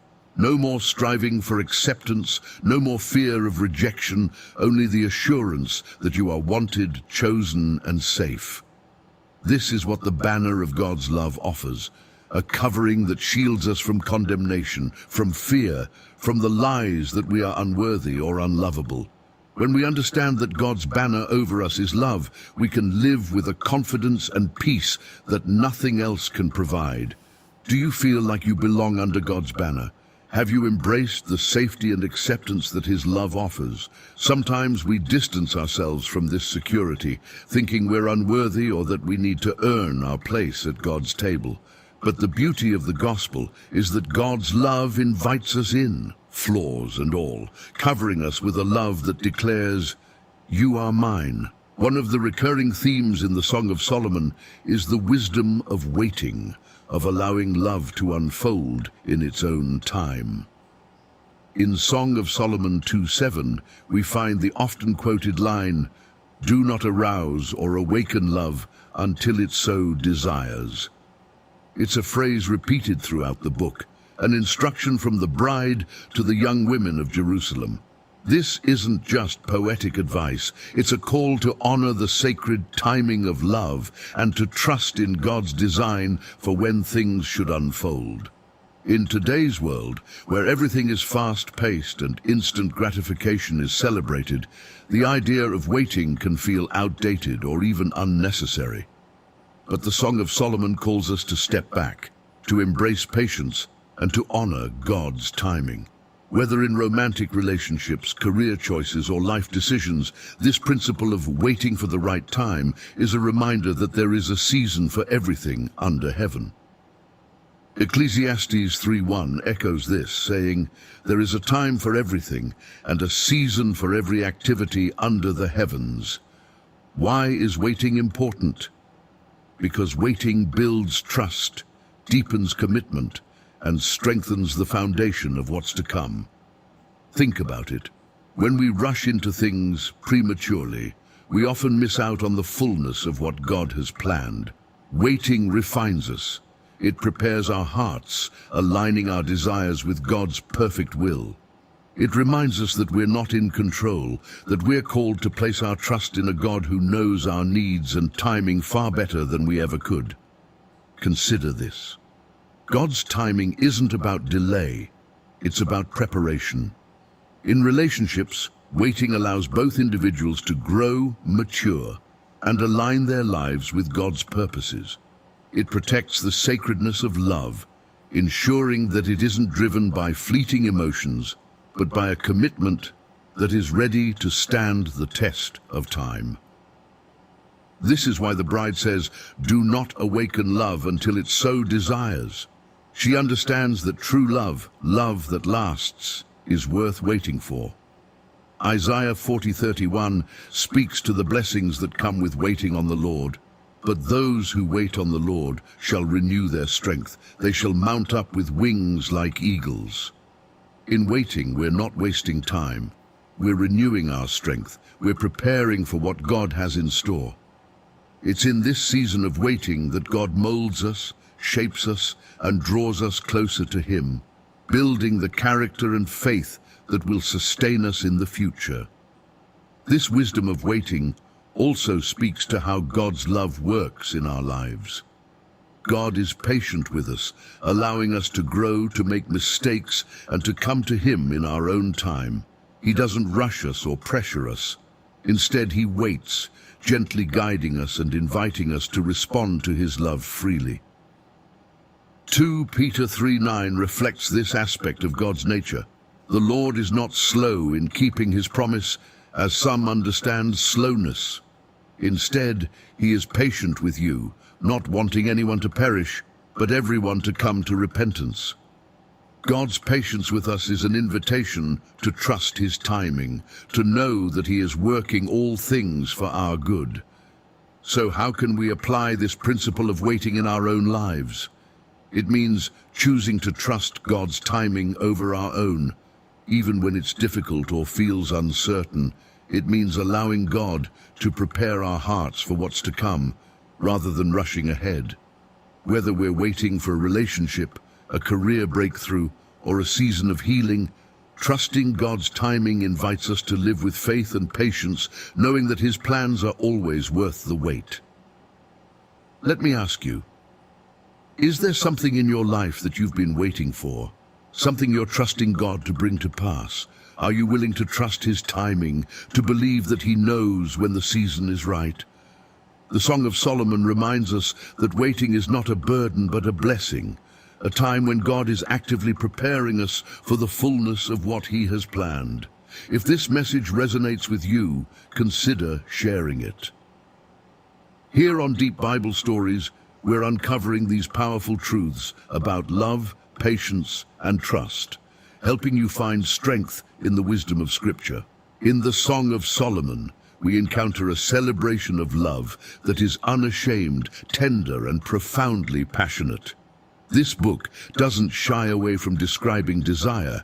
It embraces it, showing that love, attraction, and passion are all part of God's good design. In a world that often distorts these concepts, either cheapening or exploiting them, Song of Solomon gives us a picture of desire as something sacred, a powerful and beautiful gift meant to reflect the depth and intensity of God's own love. From the very beginning, the Song of Solomon reveals the bride's admiration for her beloved, expressing her desire with openness and joy. Song of Solomon 1:2-3 says, "Let him kiss me with the kisses of his mouth, for your love is more delightful than wine. Pleasing is the fragrance of your perfumes." These words capture a sense of pure, unfiltered affection. She speaks of her beloved's love as more delightful than wine, suggesting a richness, a sweetness that brings joy and delight. Wine, in biblical times, often symbolized celebration, abundance, and joy. And here, it mirrors the joy found in love that is deep, committed, and passionate. This expression of desire reminds us that God created love and attraction as good things. Just as wine can be enjoyed and celebrated, so too can the passion shared between two people in a committed relationship. Far from being something shameful or merely physical, desire is portrayed in Song of Solomon as a part of love's strength, a bond that goes beyond words. a connection that celebrates the beloved as a unique and cherished individual. In Genesis 2:24, we see that God's design for marriage includes this bond of passion and intimacy. That is why a man leaves his father and mother and is united to his wife, and they become one flesh. This one flesh relationship speaks of intimacy that is emotional, spiritual, and physical. God didn't design love to be cold or mechanical. He created it to be deeply felt, full of life and connection. The Song of Solomon reveals that this desire is not only natural, but holy, a beautiful expression of the love between two people united in covenant. But here's something important. The passion we see in Song of Solomon is always connected to honor and respect. This isn't a fleeting or selfish desire. It's a love rooted in admiration, care, and a deep commitment to the other person. The bride and groom don't seek to possess or control each other. Instead, they uplift and cherish each other, celebrating each other's worth. In a culture that often promotes desire as something to be taken or used, Song of Solomon reminds us that true love honors the beloved as someone uniquely valuable. Consider the power of this message in today's world. Desire is often portrayed as something either overly romanticized or cheapened by a culture that treats relationships as temporary or transactional. But Song of Solomon gives us a different vision. A passion that respects, that waits, that sees the beloved as a soul to be cherished, not just a body to be desired. The passion in this book is self-giving, not self-serving. It mirrors God's own love, which is pure, unselfish, and enduring. This sacred approach to desire also reminds us that all of our longings, whether for love, meaning, or fulfillment, ultimately point back to God. Psalm 63:1 expresses this beautifully. You, God, are my God, earnestly I seek you. I thirst for you, my whole being longs for you, in a dry and parched land where there is no water. The desire we experience in life can be a reminder of our ultimate need for God, the one who satisfies our deepest longings and invites us into a relationship that is both intimate and eternal. Let me ask you this. Have you considered that your longing for connection and love is actually a reflection of God's design for you? That these desires, when honored and cherished, can lead you closer to the one who created them? Song of Solomon teaches us that love and desire, when grounded in respect and commitment, reveal the heart of God. A heart that longs for connection with us, a heart that loves us deeply and purely. The journey of love isn't always smooth or straightforward. The Song of Solomon captures this beautifully, revealing a relationship that goes through its own seasons, times of growth, moments of separation, and eventual renewal. Through the poetry of this book, we see that love isn't just about feeling good in the easy times. It's about staying committed and allowing love to mature through both joy and struggle. This kind of love is what God intends for his people. A love that is strong, resilient, and continually renewed. One of the most powerful passages about love's enduring nature is found in Song of Solomon 8:6-7, where the bride says, "Place me like a seal over your heart, like a seal on your arm. For love is as strong as death, its jealousy unyielding as the grave. It burns like blazing fire, like a mighty flame. Many waters cannot quench love, rivers cannot wash it away." Here, love is described as an unquenchable fire, a force so strong that no amount of hardship can extinguish it. This isn't love that's fragile or temporary. It's a love that is sealed and bound, a love that is as enduring as life itself. In our own lives, love often begins with excitement and discovery, the springtime season, filled with hope and anticipation. But as the relationship deepens, real life steps in, and the honeymoon fades. There are misunderstandings, challenges, and moments of separation. This is where love is tested, where it either fades or grows stronger through endurance. Song of Solomon. 3:1-2 captures a moment like this as the bride searches for her beloved in the night, saying, "All night long on my bed I looked for the one my heart loves. I looked for him but did not find him. I will get up now and go about the city, through its streets and squares. I will search for the one my heart loves." This search reflects a longing and a willingness to seek, to put in the effort, even when love isn't easy. The Song of Solomon reminds us that love requires commitment in the difficult seasons. True love is not just about passion, it's about perseverance. Just as winter gives way to spring, love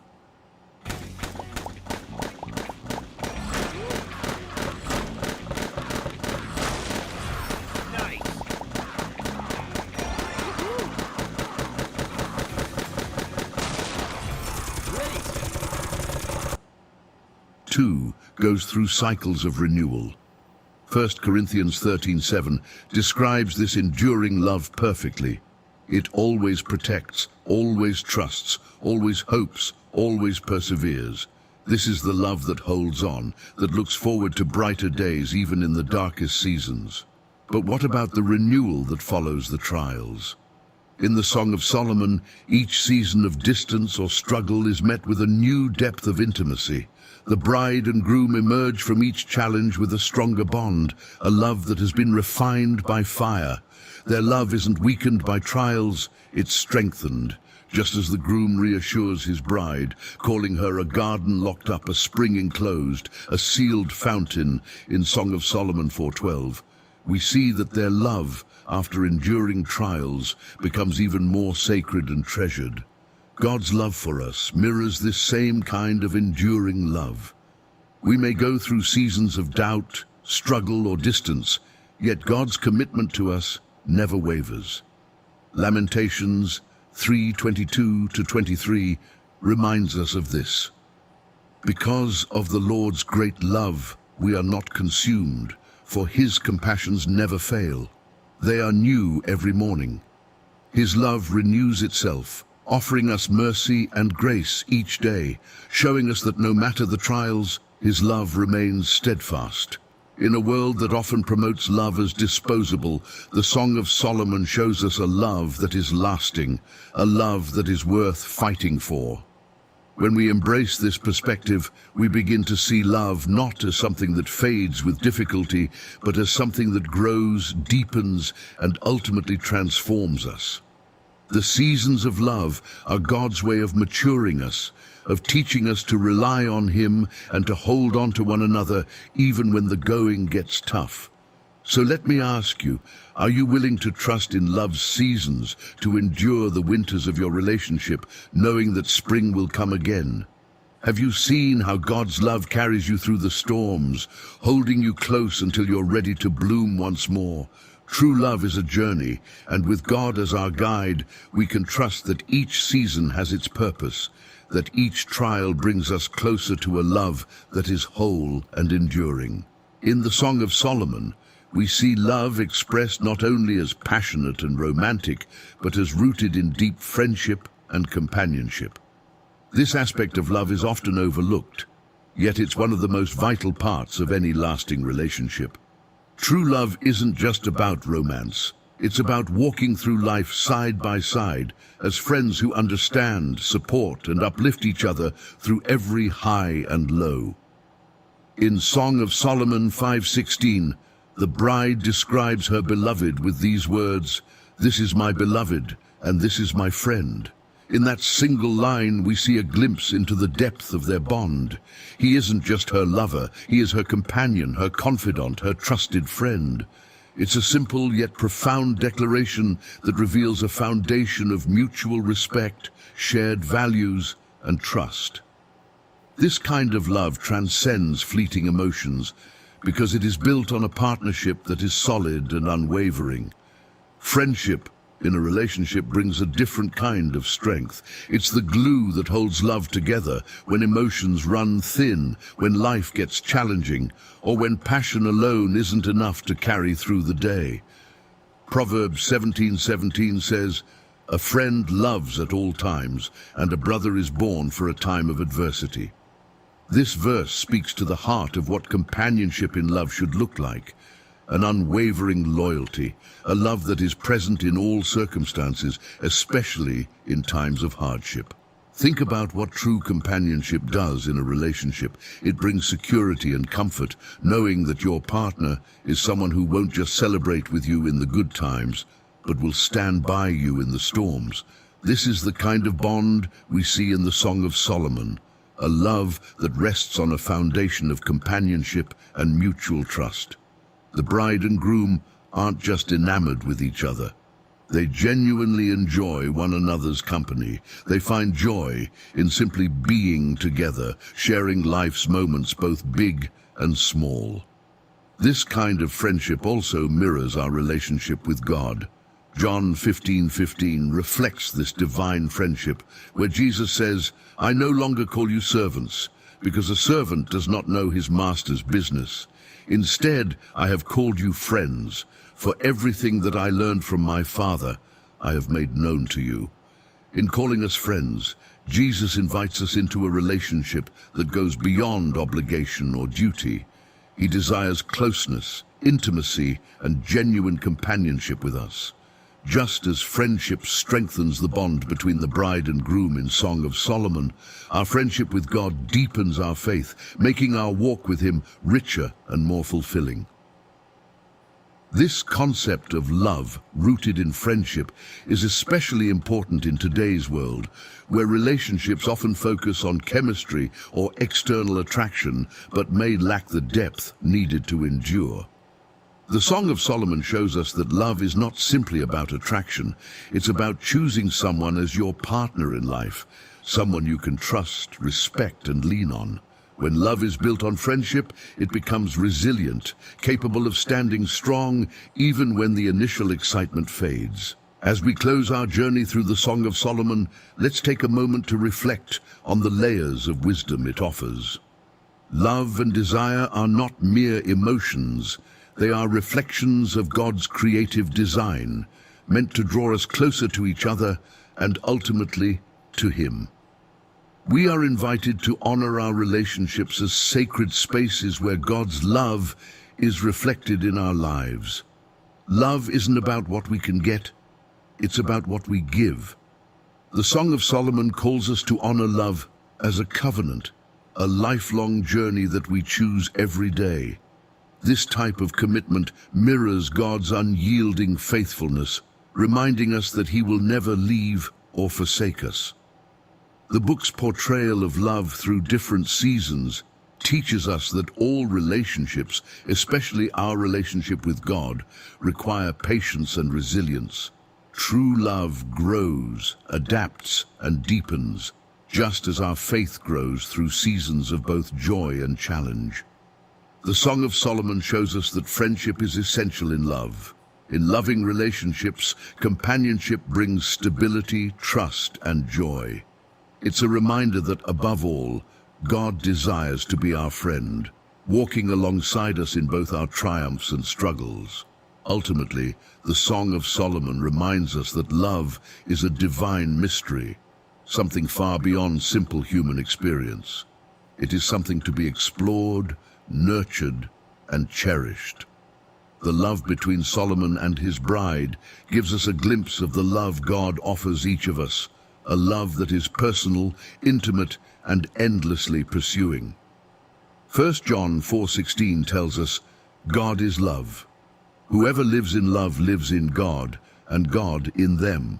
Through love, we dwell in God's presence and become vessels of His grace to those around us. So let me ask you, are you ready to embrace love as God designed it, with all its depth, strength, and mystery? Are you ready to live a life that reflects His love, unbreakable, self-giving, and true? The Song of Solomon isn't just a story. It's an invitation to experience and share love as God intended, to let it transform our relationships and our faith. If this journey through the Song of Solomon has inspired you, share it with someone who needs to hear these truths.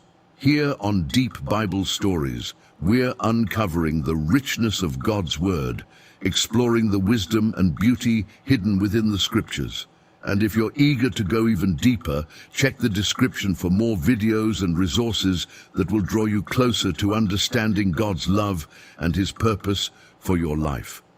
Remember, as we go forward, that the love we see in the Song of Solomon is just a reflection of God's love for us. Live in that love, embrace it, and let it guide you through every season of life. Thank you for joining us on this journey through the Song of Solomon.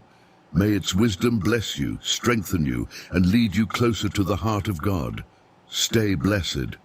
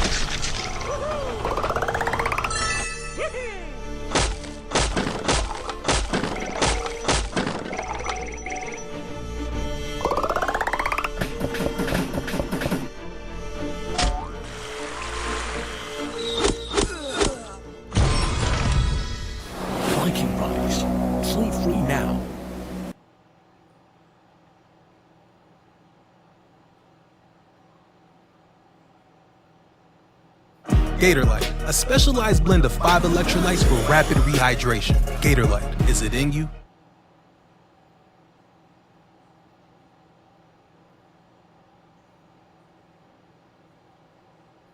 What if I told you that a lone shepherd, an uneducated farmer from the countryside, was the only voice willing to stand against a corrupt and powerful nation?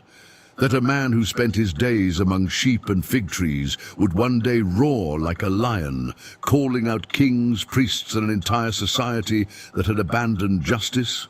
His name was Amos, and he came with a terrifying message. God's patience has limits, and judgment is coming. The book of Amos opens not with gentle words of comfort, but with a deafening roar. The Lord roars from Zion. A storm of judgment is gathering, and no one will escape it. Israel, at the height of its wealth and power, believed it was untouchable. After all, weren't they God's chosen people? But Amos sees through the illusion. Beneath their prosperity was rot, oppression of the poor, corruption in the courts, and religious hypocrisy so deep that God Himself could no longer stand their worship. This book is more than just an ancient prophecy. It's a mirror reflecting our own world today. A world where nations chase wealth and power while injustice grows in the streets. A world where religion is practiced outwardly, but hearts are far from God. Are we ignoring the same warnings Israel did? And if so, how much time do we have left before the roar of judgment reaches us? We put timestamps for each section in the description so you can easily navigate to the topics that interest you most. If this Deep Bible Stories video gives you a fresh perspective on the book of Amos, share it with someone who needs to hear this message. We've also converted our most popular videos into ebooks, so be sure to check the link in the description. And if you'd like this video in ebook format, let us know in the comments. Now let's uncover the man behind the prophecy. Who was Amos, and why did God choose him to be His voice? The roar of judgment was not delivered by a king, a priest, or a scholar. It came from the mouth of an ordinary man, a shepherd, a fig farmer, a man who had never sought power or prestige. His name was Amos, and his story is one of the most unexpected in all of Scripture. How does a man from the fields become the voice of God? How does someone with dirt under his nails stand before the mighty and call them to account? Amos was from Tekoa, a small town in Judah, far from the political and religious elites of Israel. He was not a prophet's son, nor had he studied under any teacher. He was a simple worker, tending to sheep, cultivating sycamore fig trees, until the day God spoke to him. And when God speaks, even the lowliest of men cannot ignore the call. The world Amos lived in was a paradox. Outwardly, Israel was thriving, its economy booming, its borders expanding, its people celebrating their wealth. But beneath the golden facade, injustice festered. The poor were being trampled underfoot. Picture this. A young man steps into the temple to worship, but instead of routine prayers, he... Hey Siri, bring my messages. 581-38 said, "Hello, Jonathan. This is Community Medical Services, Incorporated at 907. Witnesses something earth-shattering. The heavens seem to split open, and there before him is the Lord, seated on a throne, exalted beyond imagination. The train of his robe fills the temple, and angelic beings, seraphim, hover, calling out, "Holy, holy, holy is the Lord Almighty. The whole earth is full of his glory." Smoke rises, the ground quakes, and Isaiah, overwhelmed by his unworthiness, cries, "Woe to me, I am ruined." Yet from this moment of awe and trembling, Isaiah is commissioned to carry one of the most profound messages of hope and judgment the world has ever known. The book of Isaiah isn't just another prophetic account. It's a divine encounter, a vision that unveils God's plan to redeem a broken world through the promised Messiah. It's a story of warnings to the rebellious and promises of restoration for the faithful, echoing through history to our lives today. If this glimpse into Isaiah's powerful calling stirs your heart, share this deep Bible Stories video with others, longing for a deeper understanding of God's Word. Are you ready to dive into a book that bridges heaven and earth? Let's explore the vision of Isaiah.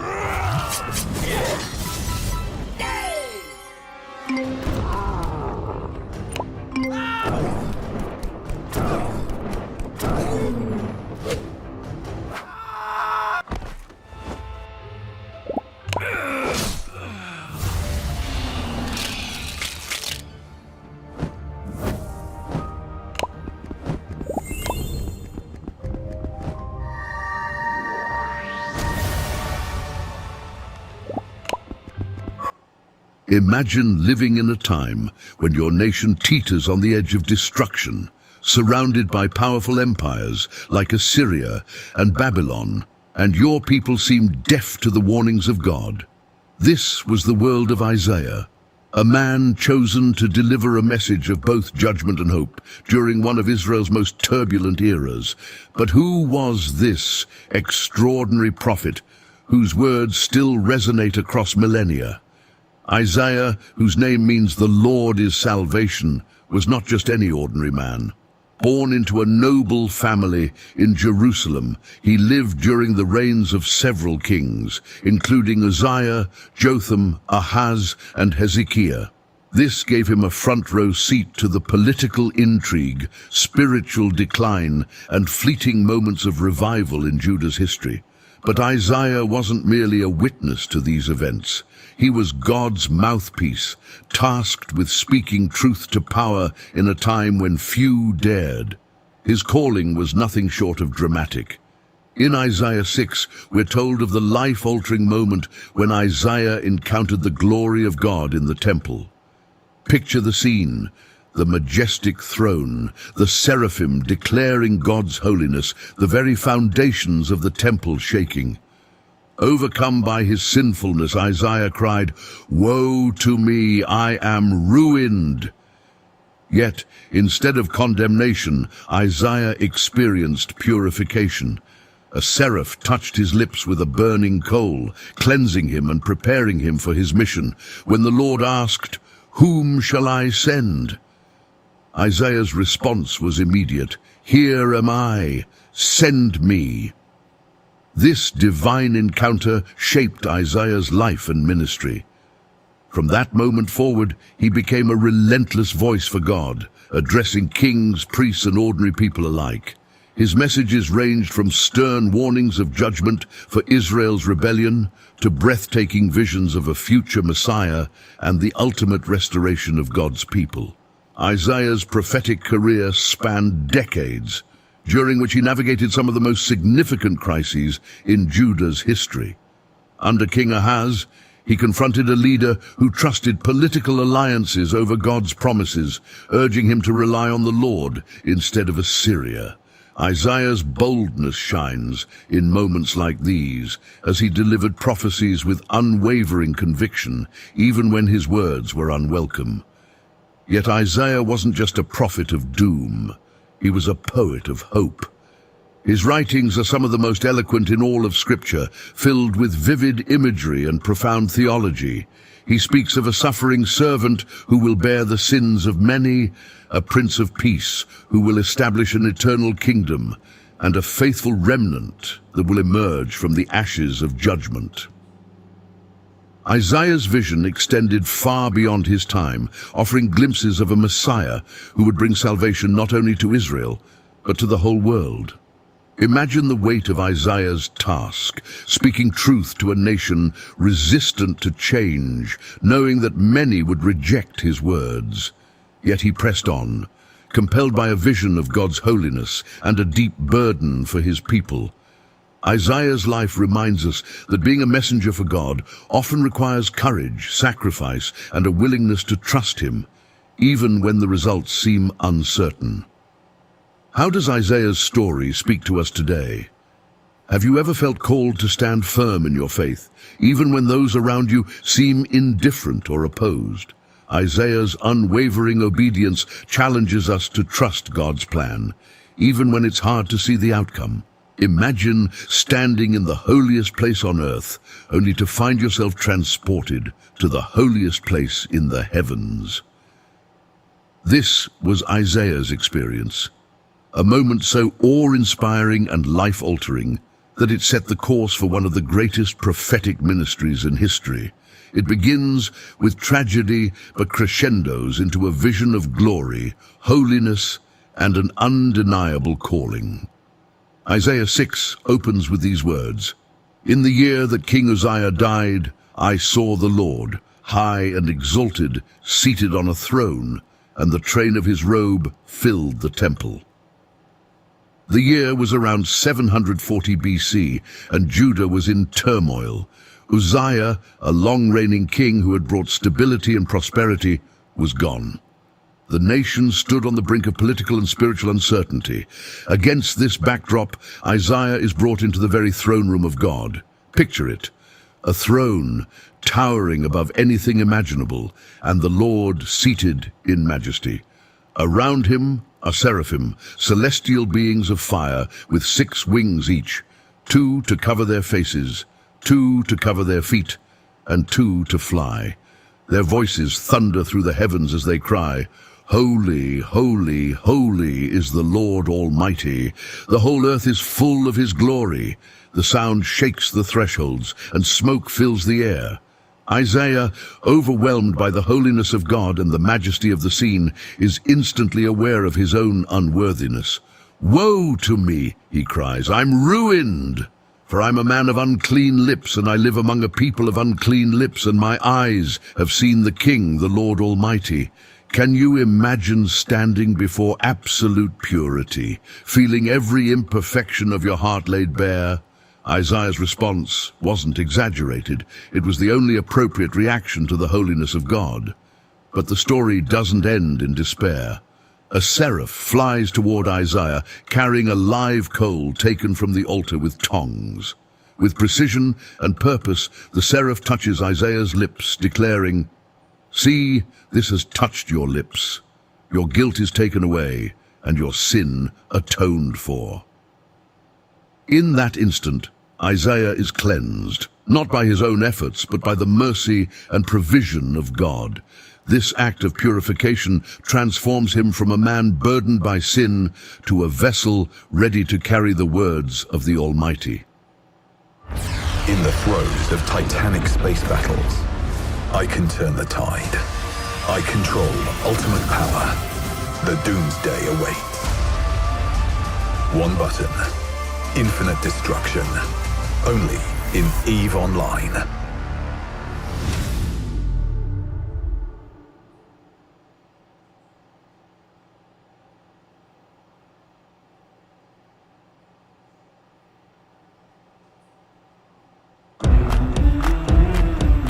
Up for an adventure? Always.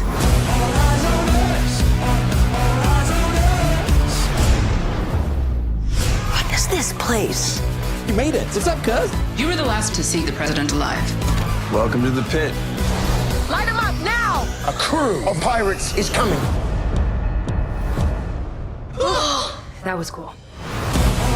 The Disney Plus Hulu Max bundle. Plan starting at $16.99 a month.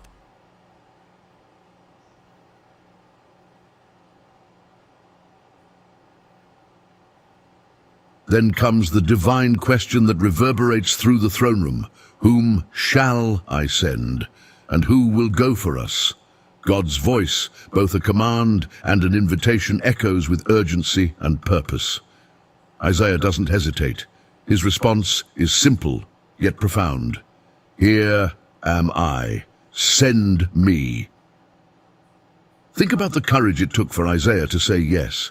He didn't know the mission details. He wasn't told the message or its audience. All he knew was that he had encountered the living God, and that encounter demanded his life. Have you ever felt the call to step out in faith without knowing the full picture? Isaiah's obedience reminds us that trust in God begins with surrender. God's commissioning of Isaiah is not sugar-coated. He tells Isaiah that his message will fall on deaf ears, that the people will resist and reject the truth. Be ever hearing, but never understanding. Be ever seeing, but never perceiving. Isaiah 6:9. Isaiah's ministry would be marked by frustration, yet his role was critical, to declare God's truth and prepare the way for his ultimate plans. But even amidst this difficult call, there is hope.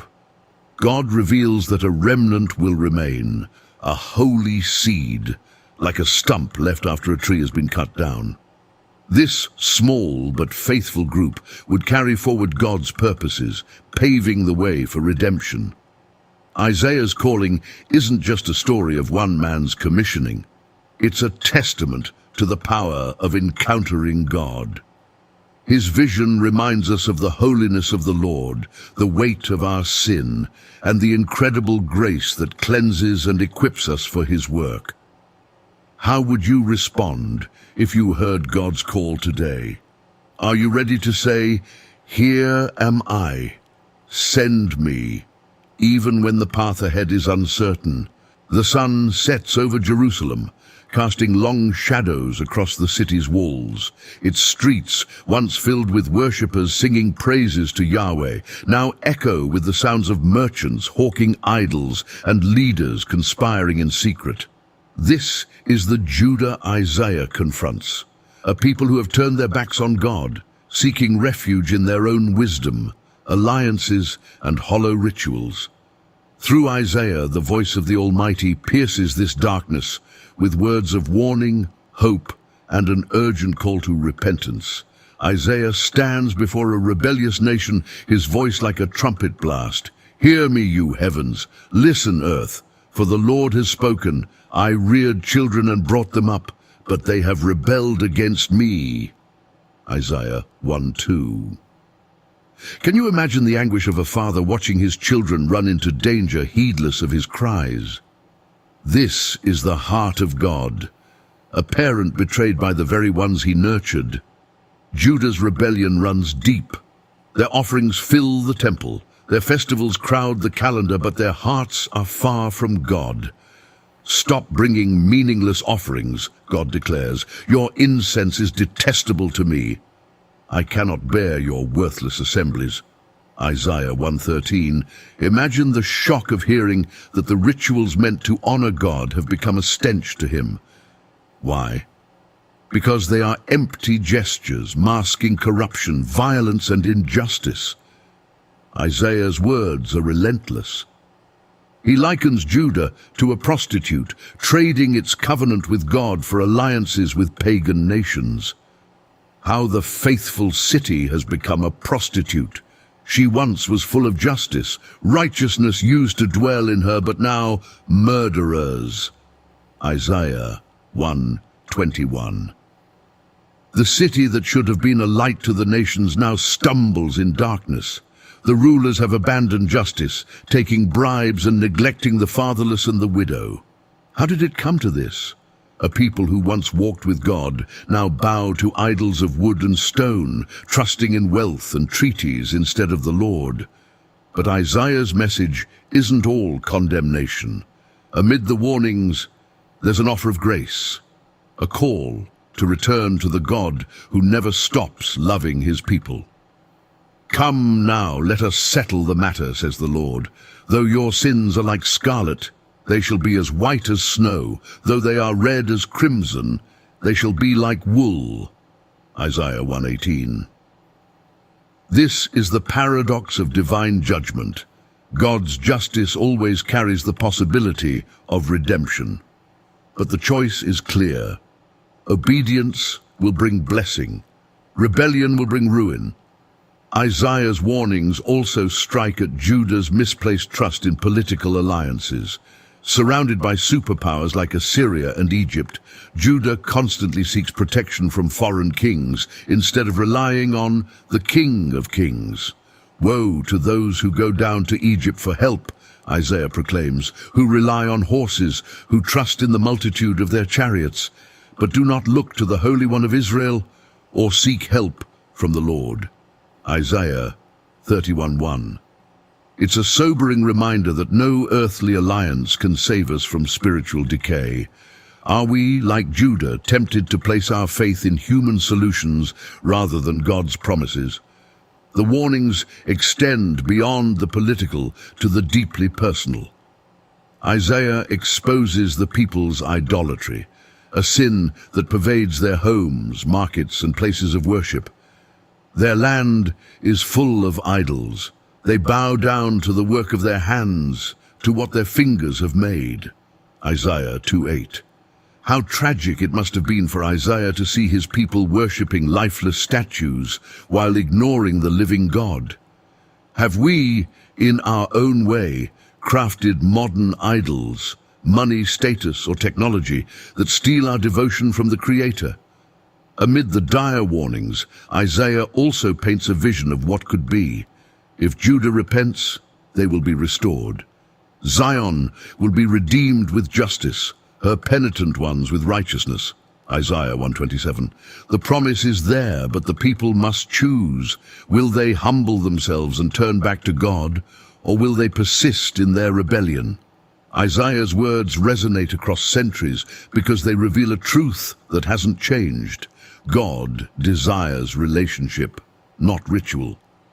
He longs for hearts that seek him, not hands that build idols. His warnings are not just about punishment, they are a plea to return to the path of life. So, where do we find ourselves in Isaiah's warnings? Are we trusting in our own strength, clinging to idols, or neglecting the call to justice? What might God be saying to us through Isaiah's timeless message? A vision of brilliance and majesty unfolds before Isaiah, burning itself into his soul forever. He sees the Lord, high and exalted, seated on a throne, and the train of his robe fills the temple with glory. Around him are seraphim, angelic beings of fire, calling to one another with voices that shake the very foundations. Holy, holy, holy is the Lord Almighty. The whole earth is full of his glory. Isaiah 6:3. This moment, captured in Isaiah 6, forms the heartbeat of the prophet's message, the unmatched holiness of God. Isaiah's vision of God's holiness is not merely an abstract idea, it is a revelation of his utter separateness, purity, and majesty. The repetition of holy 3 times is not for poetic flair, but an emphatic declaration. In Hebrew culture, repetition signifies intensity and perfection. To say God is holy 3 times is to say he is infinitely holy, beyond human comprehension. But this revelation is not just about God's transcendence, it's about contrast. Before this holy God stands Isaiah, a man of unclean lips, representing a people weighed down by sin.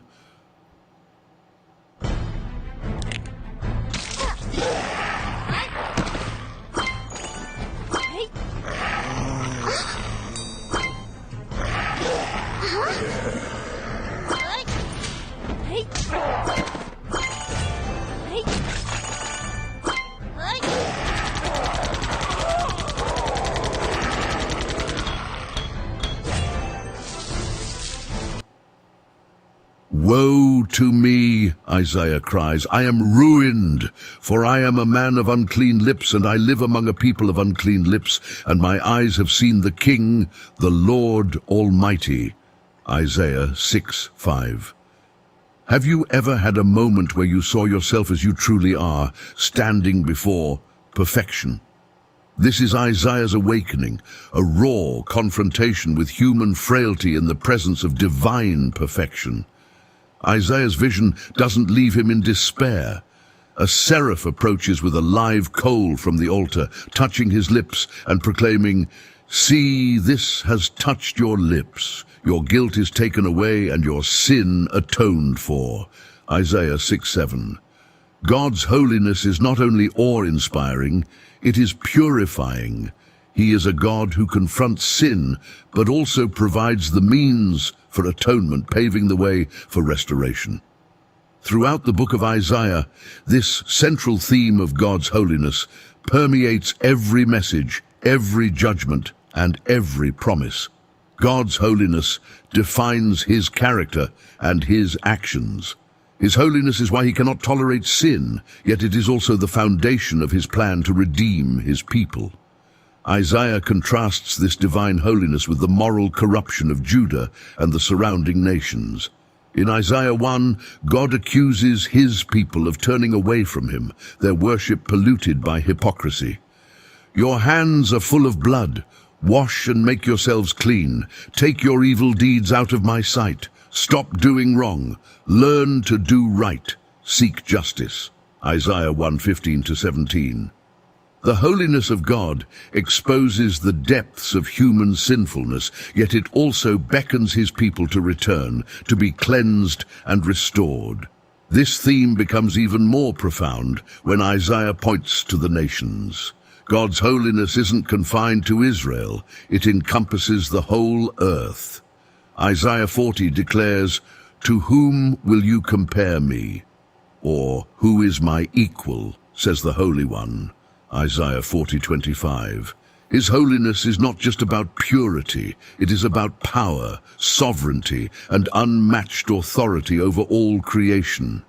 He is the King who raises up empires and brings them down, who measures the heavens with his hand and calls every star by name. In light of this, Isaiah calls for reverence and humility. Stop trusting in mere humans who have but a breath in their nostrils. Why hold them in esteem? Isaiah 2:22. The holiness of God demands allegiance, not to earthly powers, not to idols, but to the one who reigns above all. Yet God's holiness is not only about judgment, it is also the foundation of hope. Isaiah's prophecies are laced with promises of a holy remnant, a purified people who will dwell in Zion, the city of the Lord, the Zion of the Holy One of Israel. Isaiah 60:14. This hope culminates in the coming of the Messiah, the Holy One who will embody God's holiness on earth. But he was pierced for our transgressions, he was crushed for our iniquities. The punishment that brought us peace was on him, and by his wounds we are healed. Isaiah 53 verse 5. Isaiah paints a picture of a God whose holiness is both terrifying and tender. He is a consuming fire, yet he bends to purify his people. He is high and lifted up, yet he walks among the lowly. Have you ever considered the weight of God's holiness? Does it fill you with awe? Does it call you to greater surrender? As we reflect on this theme, let's ask ourselves, how does the holiness of God shape the way we live? Are we honoring him in our thoughts, actions, and worship? The night is heavy with silence, yet a spark of divine mystery pierces the darkness. The prophet Isaiah stands before a doubting king, delivering words that will echo through eternity. The Lord himself will give you a sign. The virgin will conceive and give birth to a son, and will call him Emmanuel, Isaiah 7:14. This is no ordinary prophecy. It is a glimpse into the unfathomable plan of God, a promise of a child whose very name means God with us. The backdrop of this prophecy is one of fear and uncertainty. King Ahaz of Judah is surrounded by threats. Enemy armies press in, and his faith falters. Yet Isaiah steps forward with a word from the Lord, urging the king to trust in God rather than alliances with foreign powers. If you do not stand firm in your faith, you will not stand at all, Isaiah declares, Isaiah 7:9. But Ahaz hesitates, unwilling to believe. In response, Isaiah delivers a prophecy not just for Ahaz, but for all of humanity, a sign that God himself will intervene in the most extraordinary way. The prophecy of Emmanuel doesn't end with a child born to fulfill a temporary political promise. It expands into a vision of ultimate hope and salvation. In Isaiah 9, the words of the prophet soar with poetic majesty. For to us a child is born, to us a son is given, and the government will be on his shoulders, and he will be called Wonderful Counselor, Mighty God, Everlasting Father, Prince of Peace, Isaiah 9:6. Have you ever imagined what it means for a child to bear titles reserved for God himself? These aren't just lofty phrases. They reveal the very nature of the Messiah. He is the Wonderful Counselor, whose wisdom will guide us through the complexities of life. He is the mighty God, wielding power over all creation. He is the everlasting Father, offering the tender care and protection of a parent. He's the Prince of Peace, bringing reconciliation between humanity and God.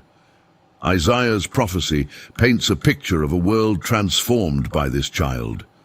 Of the greatness of his government and peace, there will be no end, Isaiah continues. He will reign on David's throne and over his kingdom, establishing and upholding it with justice and righteousness from that time on and forever. Isaiah 9:7. Unlike earthly rulers whose reigns are fleeting, this king's kingdom will endure eternally, marked by justice, peace, and righteousness. Yet the power of this prophecy lies in its paradox. The Messiah, the King of Kings, will come in the humblest of forms, a child born to a virgin, vulnerable and seemingly ordinary. This is the mystery of Emmanuel. God doesn't choose to save from afar. He steps into human history, taking on flesh, walking among us, and sharing in our struggles. Imagine a God so close, so present that he knows what it means to weep, to hunger, to feel the sting of betrayal. But why does this prophecy matter today? Because the promise of Emmanuel is more than ancient words. It's a declaration that God is still with us. The child born in Bethlehem, heralded by angels and worshipped by shepherds, is the fulfillment of Isaiah's vision. In Jesus Christ, the prophecy finds its ultimate expression. He is the light shining in the darkness, the hope for a weary world. We are a proud nation, founded on the principles of freedom, democracy, and independence. But our very values are being threatened. Our democracy has never faced such a grave threat before. Will you sit idly by and let others stand up for your freedom? Or will you take command and lead our nation to new heights of greatness? Join the Navy. Save the world. Sail the 7 seas and feel the thrill of adventure. See the world and point big guns at fascinating new things. A brotherhood bonded by the sea awaits. Our enemies hate freedom. Show them no mercy. Download and serve for the common good in World of Warships. Service guarantees naval battles every day. Spending your monetary allowance isn't required.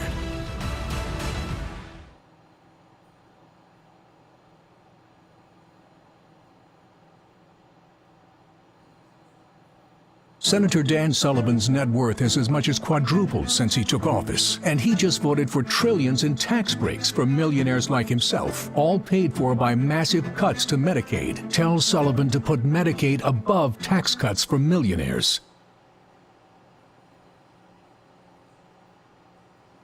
Have you ever considered what it means to live in the reality of God with us?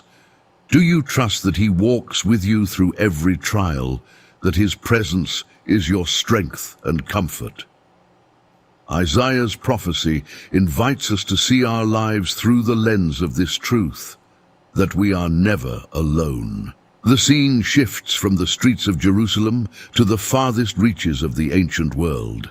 Isaiah, standing as the mouthpiece of God, lifts his voice not just for Judah, but for nations that never acknowledged the Lord's sovereignty. The words are heavy, like thunder rolling across the hills, a message of judgment against the powers of the earth. Babylon, Assyria, Moab, Egypt, each is called to account before the God of Israel, the Lord of all nations. The judgment begins with Babylon, the towering empire of wealth and decadence, whose rulers believed they were invincible.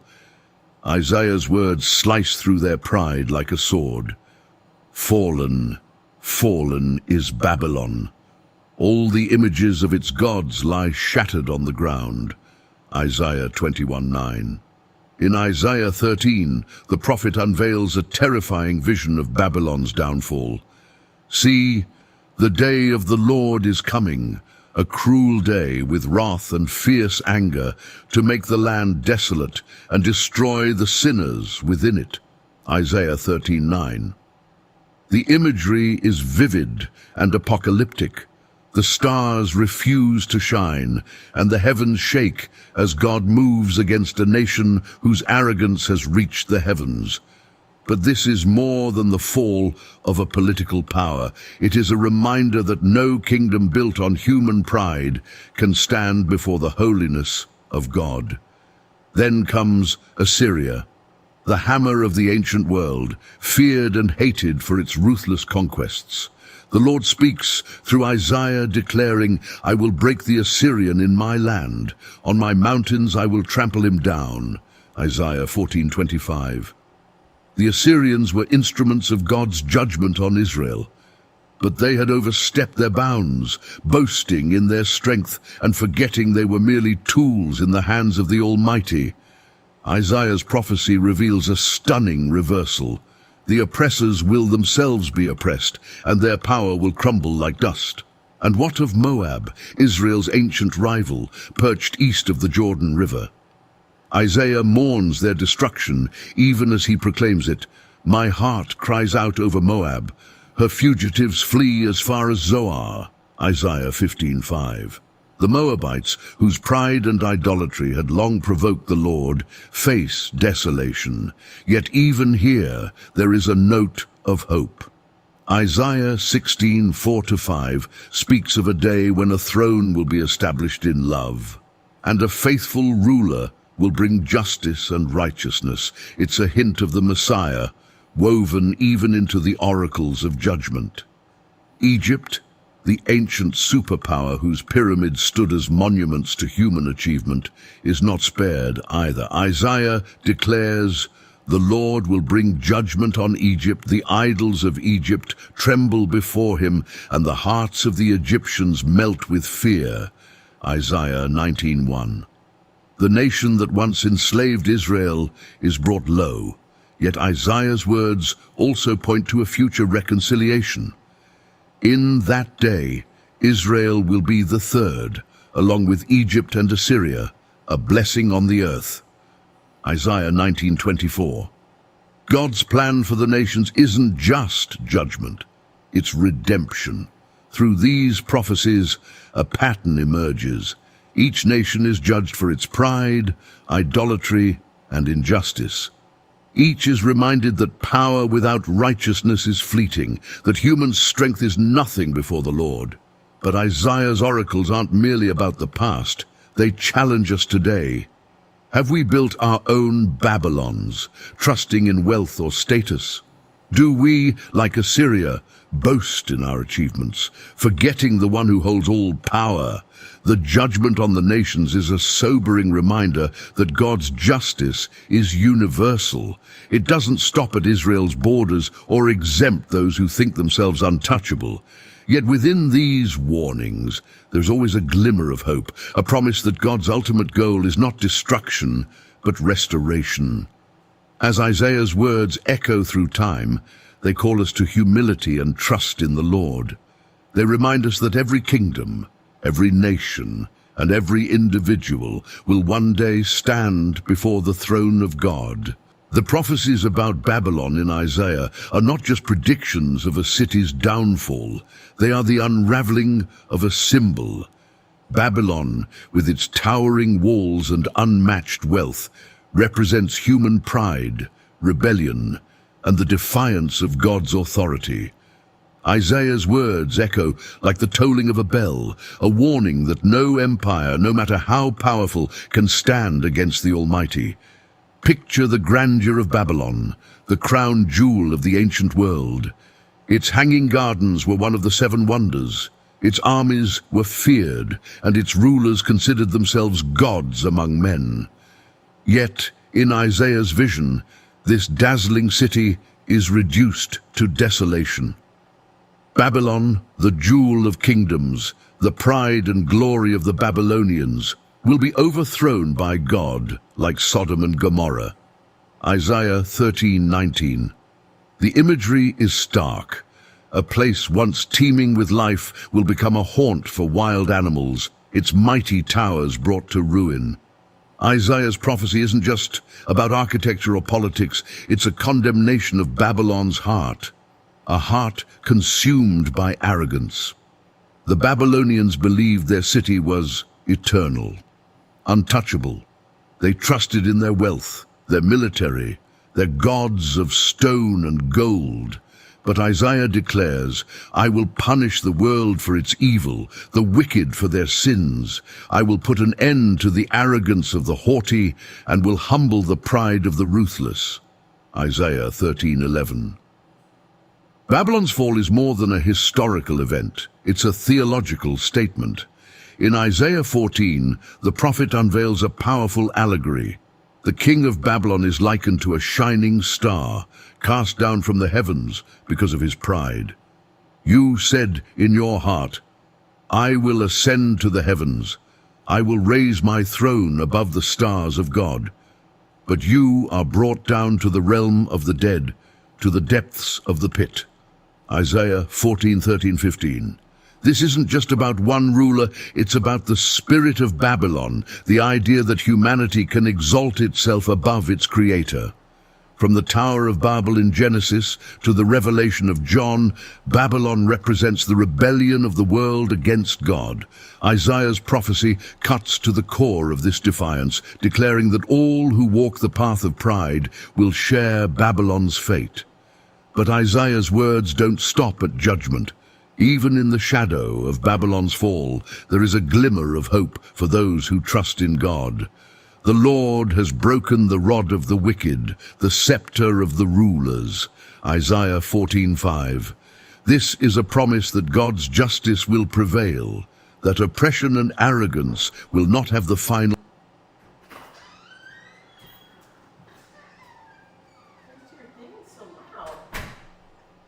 What's the scriptures on the Bible? Nobody else wants to hear that. Yeah, 27, 32 people was listening to it.